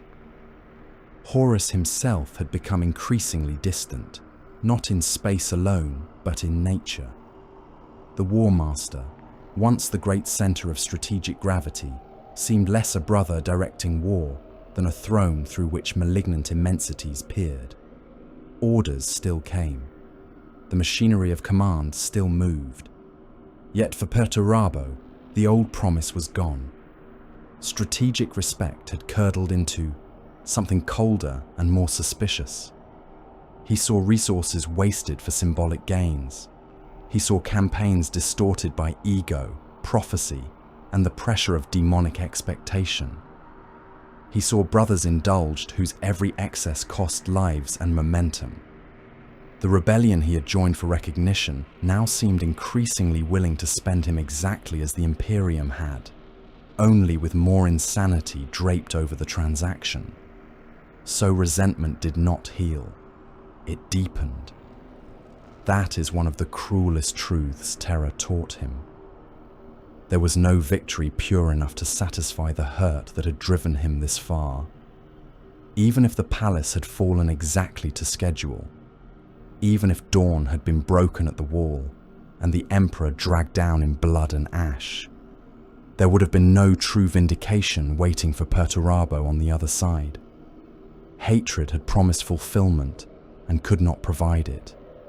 Recognition had promised correction and had only led him into fresh indignities. The deeper he advanced into the greatest war of his life, the clearer it became that no quantity of imperial suffering could restore what had been mangled within him long before the siege began. He looked upon his brothers and saw distorted reflections of himself in uglier form. Fulgrim was pride without restraint. Angron was wrath without structure. Mortarion was grievance swollen into plague. Around Horus gathered all the powers Perturabo had once imagined himself stern enough to exploit, and now those powers leered from every broken battlement and every corpse mound steaming beneath the palace guns. They disgusted him, not because they were alien, but because they revealed too much. In their grotesque excess, he could glimpse the same damnation that had been working within him all along, merely stripped of discipline and draped in mutation. That sight he could not endure forever. So when Perturabo withdrew from Terra, he did not do so as a penitent. There was no redemption in it, no sudden moral awakening, no return to loyalty. He left not because conscience had finally triumphed, but because disgust had. He could not stomach the rebellion he had helped make. He could no longer pretend that his allies represented some harder, truer alternative to imperial falsehood. They were carrion kings and warp-drunk butchers, reflections of his own ruin made louder, messier, and less controlled. Terra had shown him the final wall and also the final lie. The traitor host was not the instrument of liberation. It was only another apocalypse wearing a different heraldry. Thus, he departed the siege as he had entered so much of his life, not healed, not humbled, but alienated more completely than before. He left the throne world behind as a man who had finally won the right to conduct the war he had always deserved, only to discover that even perfect employment of his genius could not make the cause around him worthy of it. He went from terror not as a redeemed son, but as the Lord of Iron, colder than ever, carrying with him the bitter knowledge that the monsters beside him had merely made visible the same abyss into which he himself had already begun to descend. The war ended, and did not end. Horus was dead. The dream of rebellion, if dream it had ever truly been, lay split open upon the corpse heap of the throne world. The great host that had once darkened the void with its fleets and shaken the stars with its blasphemous confidence was broken into scattering fragments, each one fleeing through a galaxy suddenly sharpened into vengeance. The traitor legions, who had come to terror as conquerors and god-killers, were now hunted beasts. Their primarchs were shattered things, maimed in flesh or spirit or both. Their captains bled authority through mutiny, panic, madness, and the ungovernable corruption that had been welcomed into their ranks when victory seemed close and discipline an inconvenience. The dream of seizing the Imperium's heart had become a rout measured in burning ships, severed supply lines, broken musters, and worlds turned into temporary dens for armies too proud to admit they had become fugitives. This was the age men would later mythologize because the truth of it was too ugly to speak plainly. They would call it retreat, exile, the long withdrawal into nightmare. But the reality was less noble. It was scattering. It was carrion flight. It was warbands hacking one another apart over dwindling ammunition reserves and poisoned fuel stores. It was once proud legionaries reduced to void-born raiders and butcher princes, descending upon frontier worlds not to prosecute some grand strategic design, but because their vessels needed flesh, promethium, metal, and slaves. It was the old grandeur rotting away into predation. Amid that collapse, Perturabo remained what he had always been. He remained lucid. That alone set him apart from many of his brothers.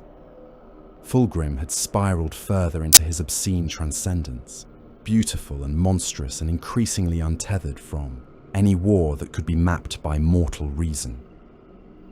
Angron was a thunderstorm of meat and chain iron, useful only where slaughter itself could substitute for thought. Mortarion brooded in corruption thick enough to poison whole systems by mere proximity. Magnus moved through plots more occult than material, his designs bending away from the hard certainties of ordinary conquest. Even Horus, before his death, had become less commander than vessel, less warmaster than altar. In the ruin left behind by the failed rebellion, strategic thought was a rare commodity, and Perturabo possessed it still in abundance. He saw the shape of the disaster without delusion. He saw that the traitors were no longer rebels poised to claim a throne. They were exiles, raiders, warlords of ruin, damned kings ruling over nothing secure.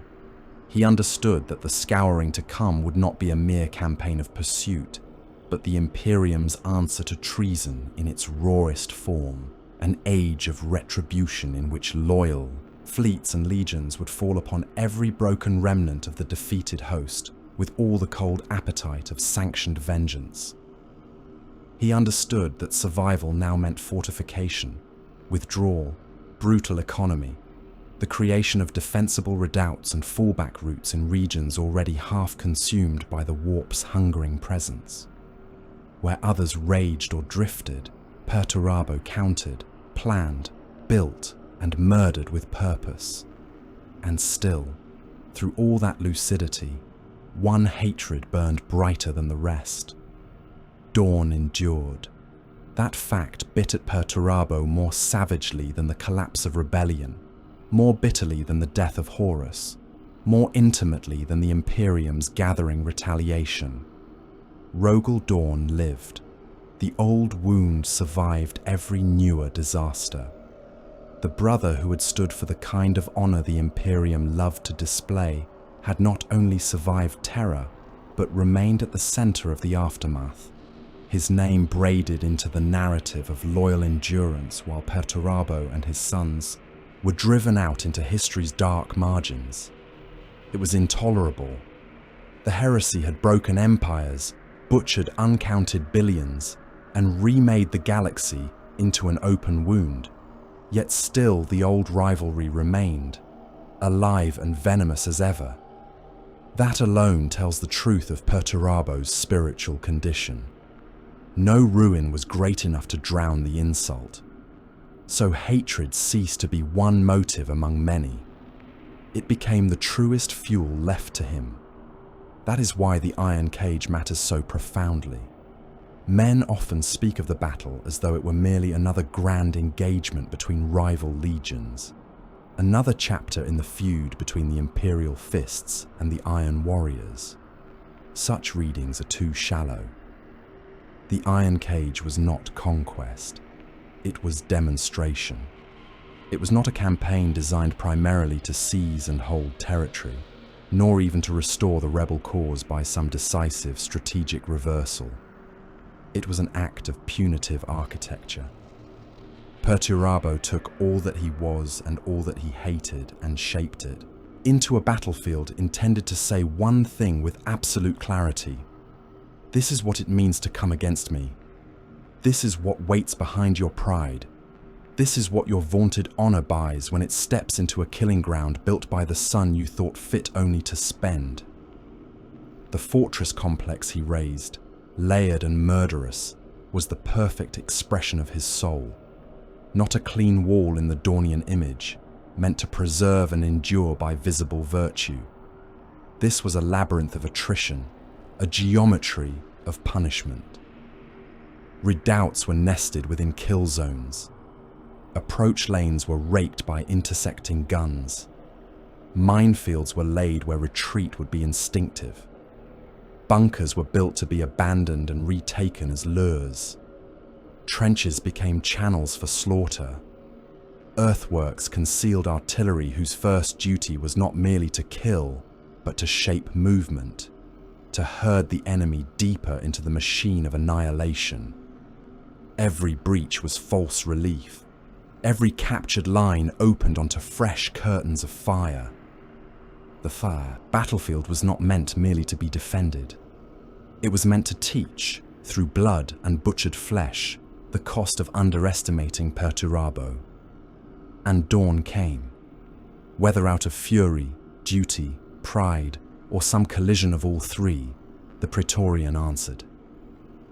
The Imperial Fists entered the cage as only the Imperial Fists could, with the iron certainty that no wall or defense conceived by traitor hands ought to stand against their resolve. What followed was not battle in the noble register later generations preferred to recite. It was attritional cruelty of the purest Iron Warrior kind. It was the old wars of the Great Crusade distilled into concentrated venom. Astartes died in heaps that would have shamed mortal campaigns. Imperial Fists advanced through barrages so dense the ground was flayed open layer by layer, each detonation hurling limbs, broken armor plate, and sprays of blood thick as paint across the shattered earthworks. Men were cut down by heavy bolter nests hidden behind, sacrificial berms, their torsos opening in explosive ruin as mass reactive shells burst inside ceramite and organ meat alike. Assault squads leapt into what looked like weakness and found themselves descending into fire pits of pre-sighted artillery, their bodies kicked apart in red clouds and spinning fragments of yellow plate.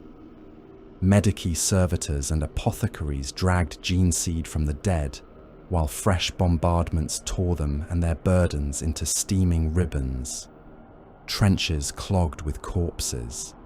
Shell holes filled with black water, gore, and the slowly sinking dead.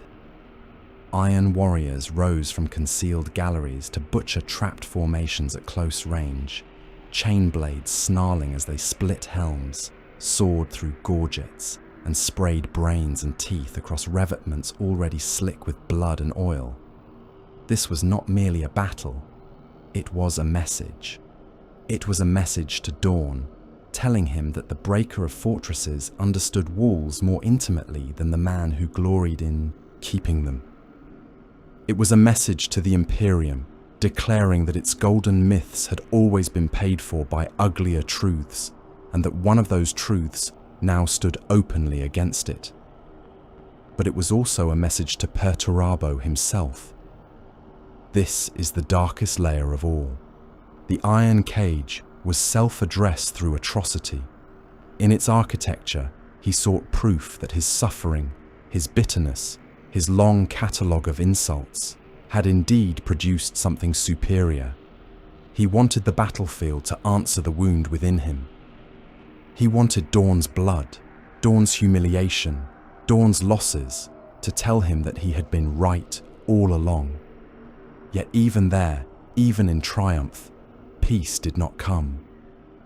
The battle mauled the Imperial fists hideously. It became one of the defining butcheries of the age. It stands in memory as an act of vengeance elevated into military form.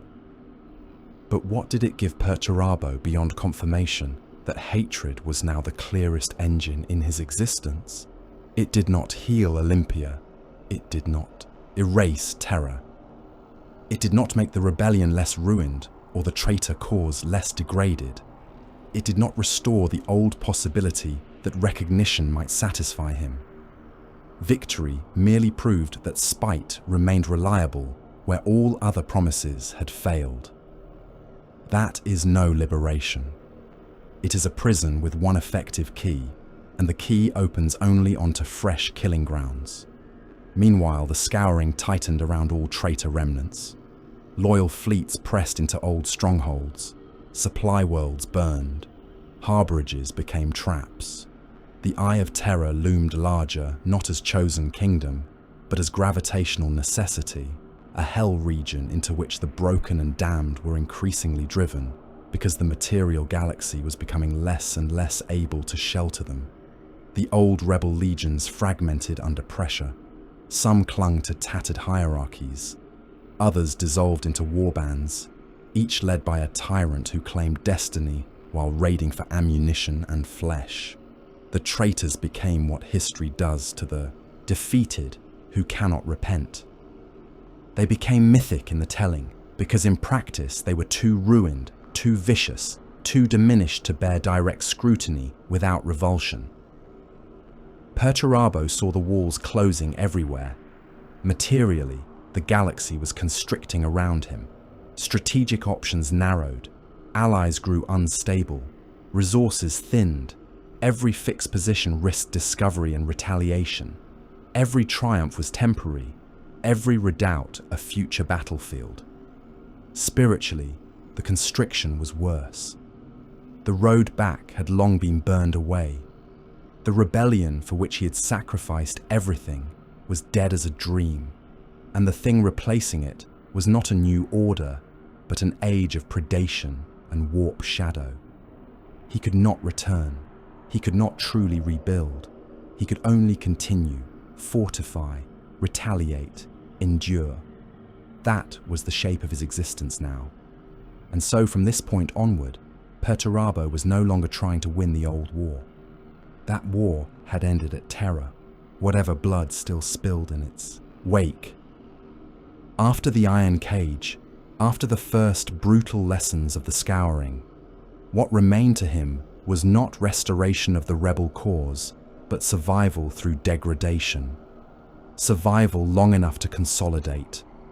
Survival long enough to master the new hell into which he and his sons were being driven. survival long enough to transform defeat into a different kind of power. He was no longer a Primarch fighting for a throne. He was becoming something colder, more infernal, more willing to accept that if Empire would not have him as son and rebellion had failed to crown him as vindicated executioner, then there remained one final path. Not peace, not redemption, not even honest victory. Only endurance long enough to become something worse. They entered the Eye of Terror not as pilgrims, but as predators driven into hell by a galaxy that had become too narrow to contain them. That distinction mattered to Perturabo, perhaps more than it should have. Even in defeat, even with the ashes of the heresy still clinging to his armor and the old certainties of rebellion broken into carrion fragments, he would not cross that threshold as a supplicant. He would not crawl into the warp storm on bleeding knees, hands raised in prayer to powers he professed to despise. He came with his legion in battle order, with the bitter discipline of the Iron Warriors still clamped around them like an iron vice, with ships full of wounded Astartes, battered armor columns, stripped manufactorum stock, harvested gene seed, slaves, munitions, and the long grim inventory of a force that intended not merely to survive the abyss, but to seize from it whatever utility could be beaten into obedience. Yet the Eye was no territory that could be entered as one enters a hostile nation. It was not merely a region, it was violation given cosmological form. The first truth of the Eye was that everything changed upon contact. Time ceased to possess the reliable dignity of sequence. One fleet column might translate through empiric cataracts and find that hours had passed, while another, breaking from the same muster, emerged to discover that years had been flensed away like strips of skin from a carcass on the hook. Men looked out from armored viewing ports and saw stars hanging in configurations no sane cartographer would accept. Vox records drifted in on frequencies not yet transmitted. Hulks of dead ships floated past bearing corrosion patterns that should have taken centuries to form, only for boarding parties to breach them and discover corpses still warm, blood still wet beneath burst armor seals, expressions frozen in the surprise of battles that by all rational order had ended before they began. Cause and consequence frayed, material law stuttered, geography became temper rather than fact. Perturabo hated it instantly. He hated the Eye with the same deep and instinctive loathing with which a master engineer hates a flaw in load-bearing design. Not fear, not awe, but disgust. This was a realm in which stress did not always produce fracture, in which weight did not always descend, in which geometry could be betrayed by malice, whim, or demon appetite. Mountains breathed, seas boiled without heat. Fortresses seen across one horizon might vanish when approached, only to rise behind the observer hours or decades later in altered form. Iron sweated blood. Stone remembered insults.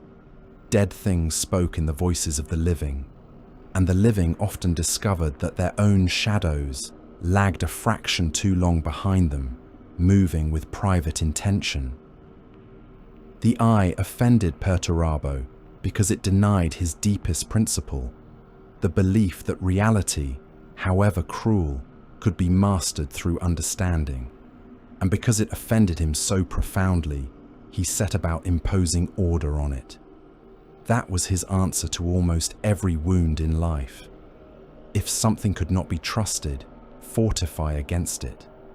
If something could not be loved, master it.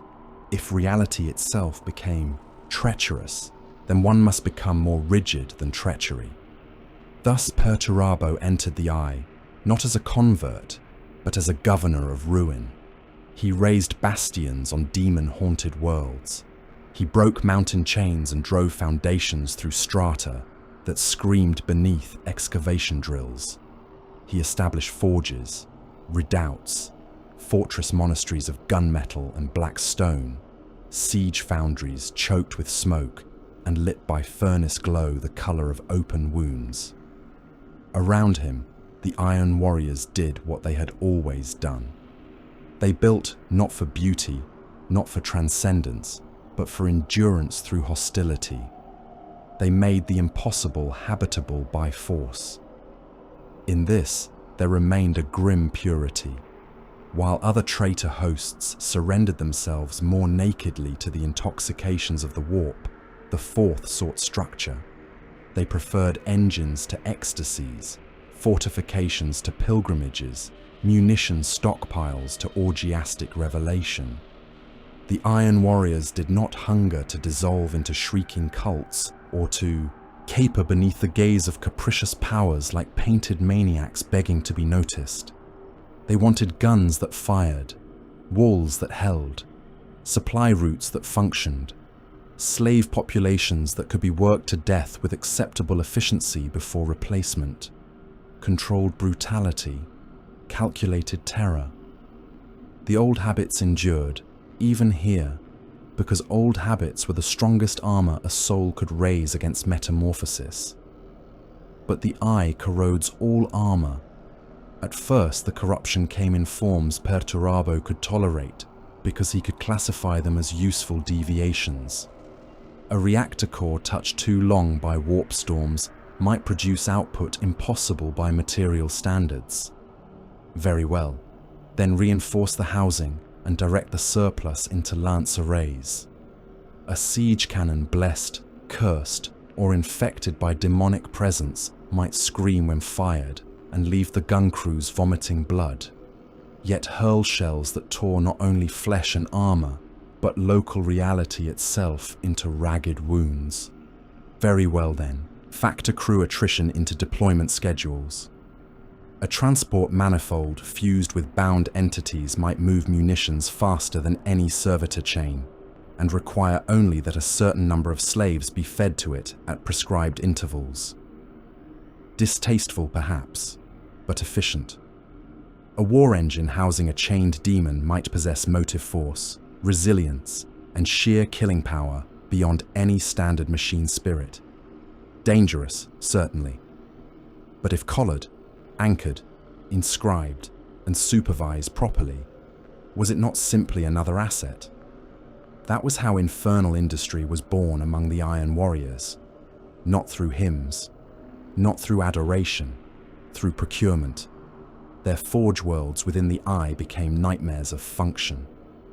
Great manufactories rose where mortal and warp metallurgy fused in ways no sane magos would have catalogued without self-execution to follow. Blast furnaces were fed with ore, corpses, and offerings of pain measured with clerical precision. Conveyor chains dragged unfinished, hulls past crucibles where molten metal rippled with trapped faces just beneath the surface. Bound warp entities were hammered into reactor casings, locked inside ammunition stock, set within the cores of bombard cannons and the iron hearts of engines built to crawl over fortress walls, while vomiting flame that burned not only flesh, but memory. Titan-scale constructs were birthed in gantries that echoed with Binharic curses, torture screams, and the wet animal thudding of things half mechanical and half demonic, trying to claw free before the final rivets sealed them inside service. Perturabo oversaw much of this with the cold attention of a master at work. That is the obscenity. He did not avert his gaze. He did not lose himself in cultic frenzy. He remained lucid. He watched the rise of demon engines and warp-forged artillery with the same stern eye he might once have given a new class of siege automata or a revised pattern of fortress breaker shell.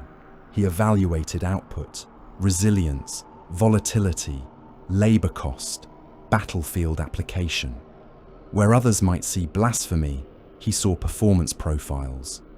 Where others heard the howling of the damned from within armored casings, he heard strain under load and noted the need for thicker sigil wards around the housings.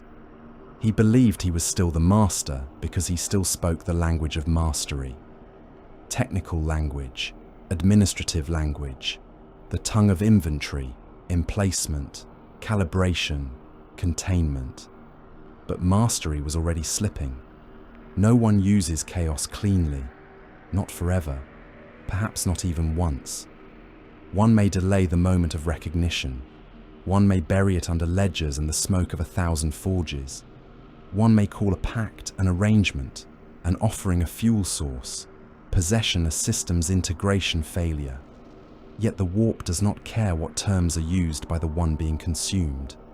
It cares only that another door has been opened and kept open, because doing so proved advantageous. Piece by piece, Perturabo mortgaged himself, not in one grand rite of surrender, not in a single kneeling apostasy. He paid in increments, and because the payments were incremental, he mistook them for manageable cost. A fortress sanctified with sigils whose meanings he disdained, but whose efficacy against empiric intrusion could not be denied. A war council held in chambers cooled by the chained breath of entities older than human civilization. Alliances with demon smiths and warp sorcerers he would once have shot on principle, now tolerated because they could produce munitions no material forge could equal. Engines awakened with blood, guns that demanded sacrifice, ammunition cast from corpse matter and soul ash, strategic bargains with powers he refused to worship, yet increasingly relied upon whenever conventional means proved insufficient. Each compromise left a mark. Some marks were visible on the Legion. Iron warriors returned from campaigns with augmetics that moved too smoothly, with armor fused, to flesh in ways that no apothecary could reverse, with eyes that reflected forge light like molten brass even in the dark. Some marks were written into their works. Bastions pulsed faintly, as if enormous hearts beat inside the walls. Ammunition magazines whispered in the voices of the killed. Siege drills chewed through adamantium while shrieking prayers in languages no human throat should have shaped. Some marks were more difficult to chart. Loyalty began to alter, not vanish, but bend. Warsmiths who once would have spoken only in terms of logistics and discipline now left offerings by habit before activation shrines, telling themselves it was only to ensure reliability. Gun crews muttered formulae taught by bound apostates and called them procedural necessities rather than invocations. The line between function and reverence thinned until only the most severe minds could even pretend it remained clear. Perturabo was among those minds, and that was why he was in greater danger than most. Bitterness and utilitarianism had always made him vulnerable. They gave him an answer to every moral question he did not wish to face. Does it work? That was enough. Does it break the enemy? Does it preserve the Legion? Does it increase output, shorten sieges, widen breach lines, harden fortresses, hold back the closing galaxy for one more year, one more campaign, one more generation of spite? If the answer was yes, then almost anything could be justified. The warp understood that hunger in him better than he understood it himself. He had spent his whole life learning to excuse brutality as necessity. Chaos did not need to teach him the habit. It needed only to offer him new necessities. And so he descended without ever conceding that he was descending. He still preferred iron to flesh, guns to chants, citadels to temples. He still looked with contempt upon those traitors who dissolved themselves into ecstatic mutation, whose warbands became travelling circuses of disease, sensation, or blood ritual. He still imagined himself superior because he retained discipline where they had surrendered to appetite. But superiority is not salvation. One may become damned in a cleaner uniform. One may walk into hell on measured steps, and still arrive at the same abyss. Perturabo's method did not protect him. It merely made his corruption colder, more industrial, more difficult to recognize because it came wrapped in competence. The eye rewarded that competence. It also fed upon it. Years or centuries, minutes or ages, passed around him in the warped arithmetic of that realm. His body endured, but endured strangely.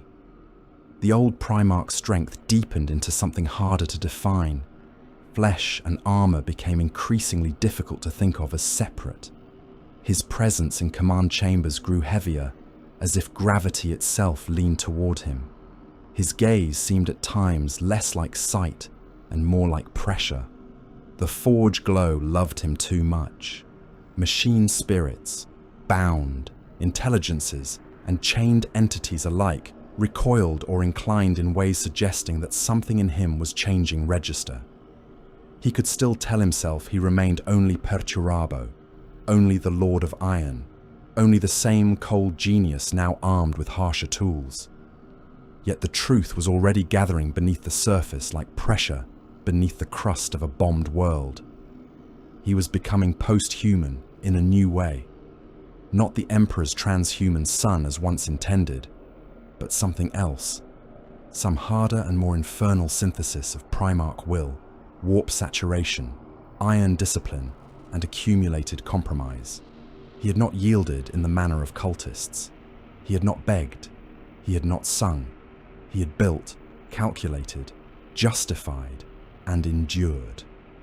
Yet there in the eye, amid fortress worlds lit by furnace glare and the red eyes of demon engines, the old distinction between using hell and belonging to it was narrowing with every campaign.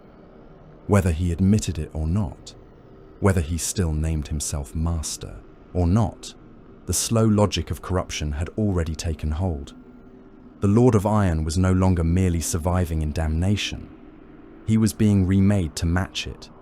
There is a reason Perturabo's demonhood has always unsettled those who study the long ruin of the traitor Primarchs with more care than superstition.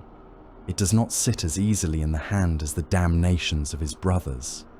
Angron's fate is written in chain-axe teeth, in butcher's nails, in the red froth of unstoppable wrath made divine through slaughter. Mortarian's corruption reeks of inevitability, of plague, despair, and the spiritual rot of a soul that had already become a mausoleum before the gods claimed it in full. Fulgrim's apotheosis is vanity, carried to its blasphemous perfection, the peacock becoming the idol he always wanted to be. With Perturabo, matters are harder, more jagged, less eager to resolve into neat pieties. The Lord of Iron is too severe, too rational in his own conceit, too openly contemptuous of worship for easy explanations to satisfy. There is tension in the matter, there is interpretive strain, there is the uncomfortable sense that one is looking not at a simple fall, but at a contradiction sharpened into revelation. That is precisely what makes it interesting. The worst way to read Perturabo is to flatten him into the same old pattern and declare the question answered. He is not answered, he is exposed. The tension around his demonhood is not a flaw in the telling, it is the telling. It is the final proof that his corruption was always of a colder breed, that his path into damnation could never be reduced to one theatrical surrender before the altar fire. If anything, the difficulty itself is the point. Perturabo should have been the one who remained outside the circle of overt apotheosis, or so he would have told himself. He should have been the one who used hell without kneeling to it, who took the weapons of the warp into his iron grip and never permitted them to close upon his own throat. Yet he did become what he became. The problem is not that the law strains there. The problem is that the strain reveals the deepest truth about him. He was always the sort of being most likely to believe himself immune while walking step by measured step toward enslavement. The old understanding has never lacked for blood. across the long body of remembered horror, across chronicles, war records, half-ruined testimonies, and the whispered certainties of those who study the eye too closely for the health of the soul, the broad shape remains. Perturabo ascends. The Lord of Iron becomes a demon prince, and around that grim conclusion gathers the familiar gravity of vast sacrificial atrocity, post-heresy butchery, and the monumental blood tithe that clung to his wars like a permanent weather. No Primarch of the traitor cause was more deeply associated with the arithmetic of industrial slaughter. No legion better embodied attrition as doctrine. The Iron warriors bled worlds white. They harvested victory from charnel logic. Their battlefields did not resemble noble war in any idealized sense. They resembled abattoirs scaled to continents, graveyards built in layers, trenches where the earth itself turned to a paste of blood, ordure, shattered teeth, hot brass, and ground bone beneath ceaseless shelling. The association with the iron cage matters greatly here, not because one single battle can explain a transformation so immense, but because the cage became symbol, precedent, and proof of appetite. There the blood of the imperial fists ran in appalling quantity. There gene seed was torn from the dead and the dying on a scale that still chills any who understand what such theft truly signifies among the Legiones Astartes. There the old hatred between Perturabo and Dawn was given fortress form and fed with legionary lives until the battlefield itself seemed less an engagement than a sacrificial engine. It is not difficult to see why later generations would look to such scenes and say, there is the making of demonhood. There is enough blood for any god. There is enough spite to sour a world. There is enough waste, enough agony, enough calculated ruin to draw the gaze of powers that thrive on the proof that men will destroy one another for pride. Yet to say that is not to say Perturabo suddenly became devout. This is where lesser minds lose the thread. They imagine ascension must always be devotional in spirit, that to become a demon prince, one must love the powers that crown him. But love is not required. Reverence is not required. Adoration is not required. Chaos is not sentimental. The warp does not insist upon honesty from those it claims. It is enough that a being be shaped into affinity with its logic. It is enough that he feed its hungers, enact its principles, and surrender in deed what he denies in word. A man may curse the abyss with every breath and still belong to it, provided all his choices deepen its hold. Perturabo's ascension, then, is best understood not as devotional, but transactional. That word suits him. Transaction, exchange, cost against yield. He would have preferred such language himself, because it preserves the illusion of agency. One imagines him not in prayer, but in calculation, not praising the gods, but striking bargains through action. If infernal power could harden his fortresses, sharpen his engines, preserve his dominion within the eye, and make him terrible beyond all former measure, then why should he refuse it, so long as he remained the directing intelligence? This is the last dignity of the damned pragmatist. He calls his surrender a procurement. He calls servitude an acquisition. He calls enslavement mastery because the figures in the ledger appear, for one more moment, to favor him. But demonhood does not require that the claimant feel gratitude toward his jailers. It requires only that he be claimable. And Perturabo had spent his whole life making himself precisely that. Consider the shape of the man before the final transformation. Pride, yes, but not the glittering vanity of Fulgrim. Perturabo's pride was granite hard, wounded, self-justifying. The pride of a being certain his own superiority had been insulted by history. Resentment, yes, and of a kind so enduring it became architecture. He did not merely remember slights, he built his worldview upon them. Control fixation, absolutely. No Primarch clung more fiercely to the belief that order could and must be imposed, that all things worth respecting were measurable, fortifiable, reducible to pressure points and structural truths. Emotional starvation, perhaps most of all. He wanted recognition so intensely that it became indistinguishable from hunger, yet could accept only its hardest forms. Respect, not tenderness. Utility acknowledged, not affection risked. Ruthless pragmatism, inevitably. Again and again he answered moral injury not by stepping back from cruelty, but by embracing whatever cruelty seemed most effective at the time. These are not incidental traits. They are the contour lines of his final fate. A creature built from pride, grievance, control hunger, denied love, and trained by long war to justify any atrocity that functions, is not merely vulnerable to chaos. He is already rehearsing for it. That is the dreadful truth. Perturabo did not need to become someone else in order to be claimed. He needed only to continue being himself under worsening conditions. Each burden he bore without tenderness. Each insult he converted into doctrine. Each battle in which he chose efficacy over humanity. Each infernal engine he accepted because it worked. Each compromise he renamed necessity. Each pact he treated as a technical arrangement rather than spiritual contamination. All of it led toward the same black conclusion. Thus, demonhood becomes the final lie he tells himself. Not the lie that chaos is good. Perturabo was too severe for that childishness.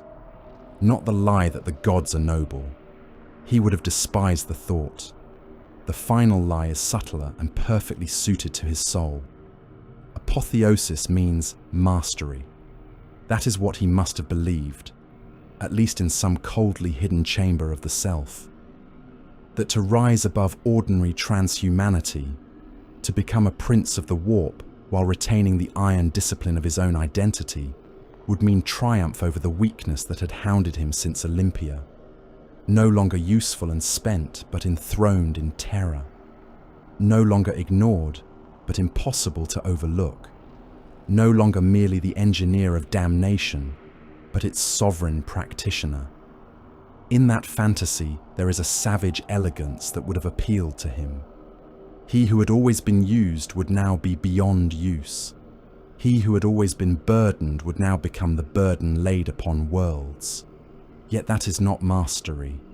It is only enslavement granted grandeur. The cage grows larger, more ornate, more infernal, but it remains a cage. Perturabo, who despised weakness, would have recoiled from any plain admission of bondage. So bondage came to him dressed as elevation. That is why the matter is so bitterly fitting. His demonhood is not the correction of his wounds. It is their immortalization. Pride becomes eternal. Resentment becomes cosmic.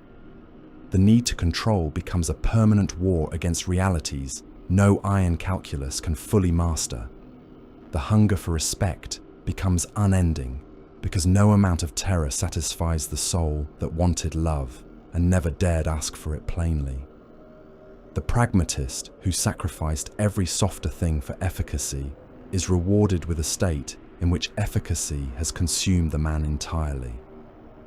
Seen this way, the transformation is not sudden corruption at all, it is destination. There was never one line crossed and then all was lost. There were many lines, each easier than the last, because the previous crossing had already blunted disgust. Olympia, Horus, terror, the iron cage, the eye, the Daemon engines, the warp-forged arsenals, the bargains, the slaughter, the belief that one more atrocity, one more compromise, One more infernal instrument would finally secure the position he had been denied by father, brothers, and fate alike. Every time he surrendered a piece of himself in exchange for practical advantage, he taught his soul the same lesson. Win first, explain later, feel nothing that obstructs function. That lesson is not merely compatible with chaos. It is one of the oldest catechisms by which chaos makes its home in the strong. So the problem of Perturabo's demonhood is not whether it can be justified in some narrow ledger of events. The deeper question is how anyone could imagine he would end anywhere else. Not because he was always fated in some childish prophetic sense, but because he spent his entire existence proving that no part of himself was sacred if sacrificing it improved the odds of victory. That is what makes him tragic in the most poisonous way. He did not fall because he lacked discipline. He fell because discipline severed from conscience becomes a perfect road into hell. He did not become damned because he loved the gods. He became damned because he repeatedly demonstrated that he would use any horror, endure any corruption, and cross any boundary so long as crossing it seemed to place triumph within reach. That is the thesis stripped to iron. Perturabo became a demon prince because he spent his entire life proving that there was no line he would not cross if crossing it let him win. This is why Perturabo became a demon prince. Not because the gods loved him best, not because he was the most devout among the fallen, not because he cast himself into the warp with his mouth full of prayers and his hands raised in adoration. Those are simple answers for simpler damnations. Perturabo's truth is uglier and colder than that. He became what he became because there was one thing he could never endure. Not truly, not at the marrow level where a being's whole nature is laid bare. He could not endure impotence. He could not endure obscurity. He could not endure the thought that he might remain forever lesser than the empire that had used him, spent him, misnamed him, and denied him the full measure of recognition he believed was his due. He would rather become monstrous than remain merely unthanked. He would rather be damned than be diminished. That is the core of it. The Lord of Iron did not seek demonhood as a drunkard seeks relief or a zealot seeks revelation. He moved toward it because every path he chose was shaped by the same need to prove that no wound laid upon him would remain unanswered. Every slight had to become a lesson. Every burden had to become a debt. Every debt had to be repaid in iron, in blood, in ruin, in architecture so vast and cruel that the galaxy itself would be forced to acknowledge what it had tried to make of him. That is why his ascent must be understood thematically before it is understood chronologically.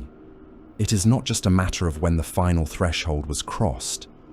It is a matter of what kind of man crosses such a threshold and still tells himself he is acting rationally.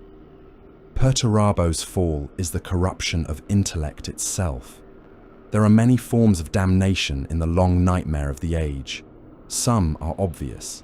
Flesh mutates. Desire swells into obscenity. Rage devours judgment. Disease becomes identity. But Perturabo embodies a more terrible corruption because it wears the face of reason. In him, intellect did not fail by becoming weak. It failed by becoming absolute. Reason severed itself from mercy. Discipline severed itself from purpose. Calculation detached from any living sense of human worth and became a weapon that could justify any horror so long as the horror functioned. This is what makes him one of the most frightening of the damned. He did not descend into chaos by ceasing to think. He descended by thinking in a way that amputated everything which might have restrained him. He could calculate blood cost more precisely than most men calculate grain yield. He could map the reduction of a city with the same patient certainty a mason gives to load-bearing stone. He could look upon suffering and sort it into acceptable expenditure, regrettable necessity, strategic waste, or useful example. There is a grandeur in such intellect, yes, but also a hideous lesson. Brilliance does not save the soul. In the galaxy of endless war, brilliance may simply widen the throat of the furnace through which the soul is fed. That is one of the ugliest truths in all of the 41st millennium. Greatness does not guarantee nobility. Intelligence does not create wisdom. Strength does not preserve virtue. A Primarch can be a wonder of impossible design and still become a monument to spiritual failure. Perturabo is proof of that. He was too gifted to plead ignorance, too perceptive to claim blindness, too disciplined to pretend he simply lost control. He saw more clearly than most, and still chose the road he chose. In some ways, that makes him more tragic. In other ways, it makes him less forgivable. And there, in that bitter narrowing, one last comparison must be made with Rogal Dawn. Their rivalry is too often treated as if it were merely a contest of pride, two fortress lords glaring across the walls of history. It was always more than that. Dawn and Perturabo were alike in ways that made their divergence intolerable. Both were made for endurance. Both could bear enormous weight. Both understood duty in stern and punishing terms. Both could become hard enough to wound everyone around them. Yet where Perturabo answered burden by converting it into resentment, Dawn answered burden by converting it into obligation. Where Perturabo made injury into identity, Dawn made injury into another stone added to the wall he believed he must hold. Neither path is gentle, neither is wholly clean. Dawn was not some shining innocent untouched by severity, nor was he free of obsession, pride, and ruinous rigidity. But he remained bound to purpose beyond the self. Perturabo did not. That is the divide that matters. One broke beneath burden and turned the fracture outward against the universe. The other endured burden by imprisoning himself within it. There is no simple victor in such a comparison. There are only two different answers to the same intolerable weight. One became the Praetorian of a dying empire. The other became the Lord of Iron enthroned in hell. Both are warnings. Yet Perturabo's warning is sharper because it cuts closer to the mind that thinks itself justified. He is the great caution against utility without humanity and duty without love. That was always the hidden famine inside him. He was useful beyond measure, and because he was useful, everyone around him imagined usefulness ought to suffice. They gave him burdens instead of tenderness. They gave him employment instead of belonging. They gave him tasks worthy of his genius, and then wondered why such tasks did not fill the hollow where affection ought to have lived. Perturabo himself made the wound worse. He despised weakness, feared vulnerability, and taught himself to ask only for respect, because respect could be measured and love could not.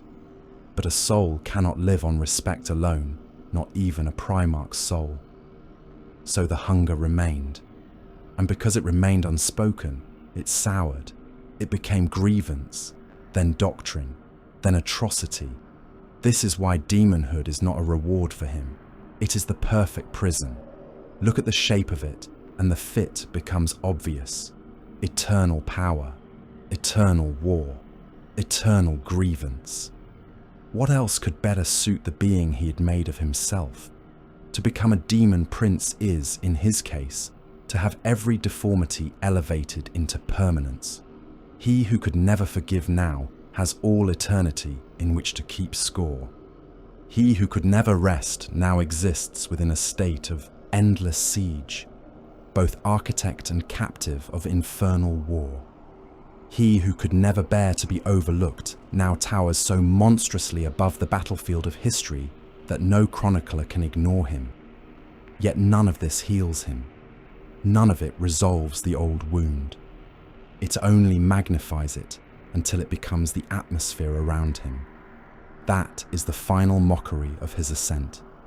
He gains exactly the form of greatness his bitterness would select, and it still does not satisfy. There is another cruel truth buried there. Perturabo's tragedy is not merely that he was misunderstood. He was misunderstood, yes, often and deeply. The Imperium did use him. His brothers did eclipse him in ways that cut at his deepest needs. His gifts were turned toward the filthiest theatres of war and then treated as grim necessities rather than as the expressions of a son worthy of admiration. All this is true, but being misunderstood is not enough to explain what he became. The true damnation lies in how that misunderstanding became his excuse. It became license. It became the argument by which he permitted himself to step across one line after another. He had been wronged, therefore he might answer without restraint. He had been used, therefore he might use others absolutely. He had been denied tenderness, therefore tenderness itself could be discarded as weakness. He had been made into a weapon, therefore any horror committed by that weapon could be blamed upon the hand that forged it. At a certain point, that ceases to be tragedy alone. It becomes choice fortified by grievance. Perturabo never stopped choosing. That is why his story remains so compelling and so foul. Even at the edge of damnation, he preserved the language of agency. He was not dragged screaming like prey. He did not collapse into mindless worship. He selected, measured, approved, endured. He told himself, again and again, that the next compromise was justified by necessity, that the next atrocity would secure what previous ones had failed to secure, that the next infernal weapon, the next pact, the next slaughter, the next fortress raised in hell and fed by slave flesh and demon breath would finally make the truth of his greatness undeniable. This is what turns his fall into a moral horror rather than a mere cosmic misfortune. He gave away the pieces of himself deliberately because each sacrifice promised efficacy. And in the end, he did achieve what he always wanted. He became impossible to ignore. No longer the son sent into the breach while others harvested honor. No longer the hidden engine behind victories claimed in brighter names. No longer the bitter genius whose labors were treated as ugly necessities. As a demon prince, as the infernal lord of iron, he cannot be overlooked. Whole sectors tremble at the rumor of his designs. Fortress worlds are measured against the memory of his sieges. Warpsmiths, tyrants, heretics, and damned kings speak his name with fear, envy, awe, reverence. He is carved into the black legend of the age. He has forced the galaxy to acknowledge him. But what a victory that is. He is acknowledged now as a thing of terror. Seen, yes, but only through the red glare of apocalypse. Remembered, yes, but as one of the great architects of unending war. Elevated, yes, but into a state where every old wound has become immortal machinery. The misunderstood son is gone.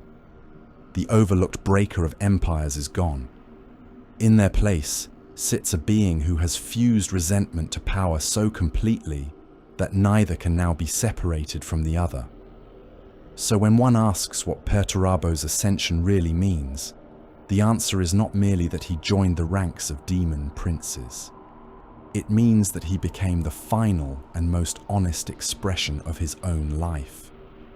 It means the builder who could not bear imperfection became a sovereign of endless ruin.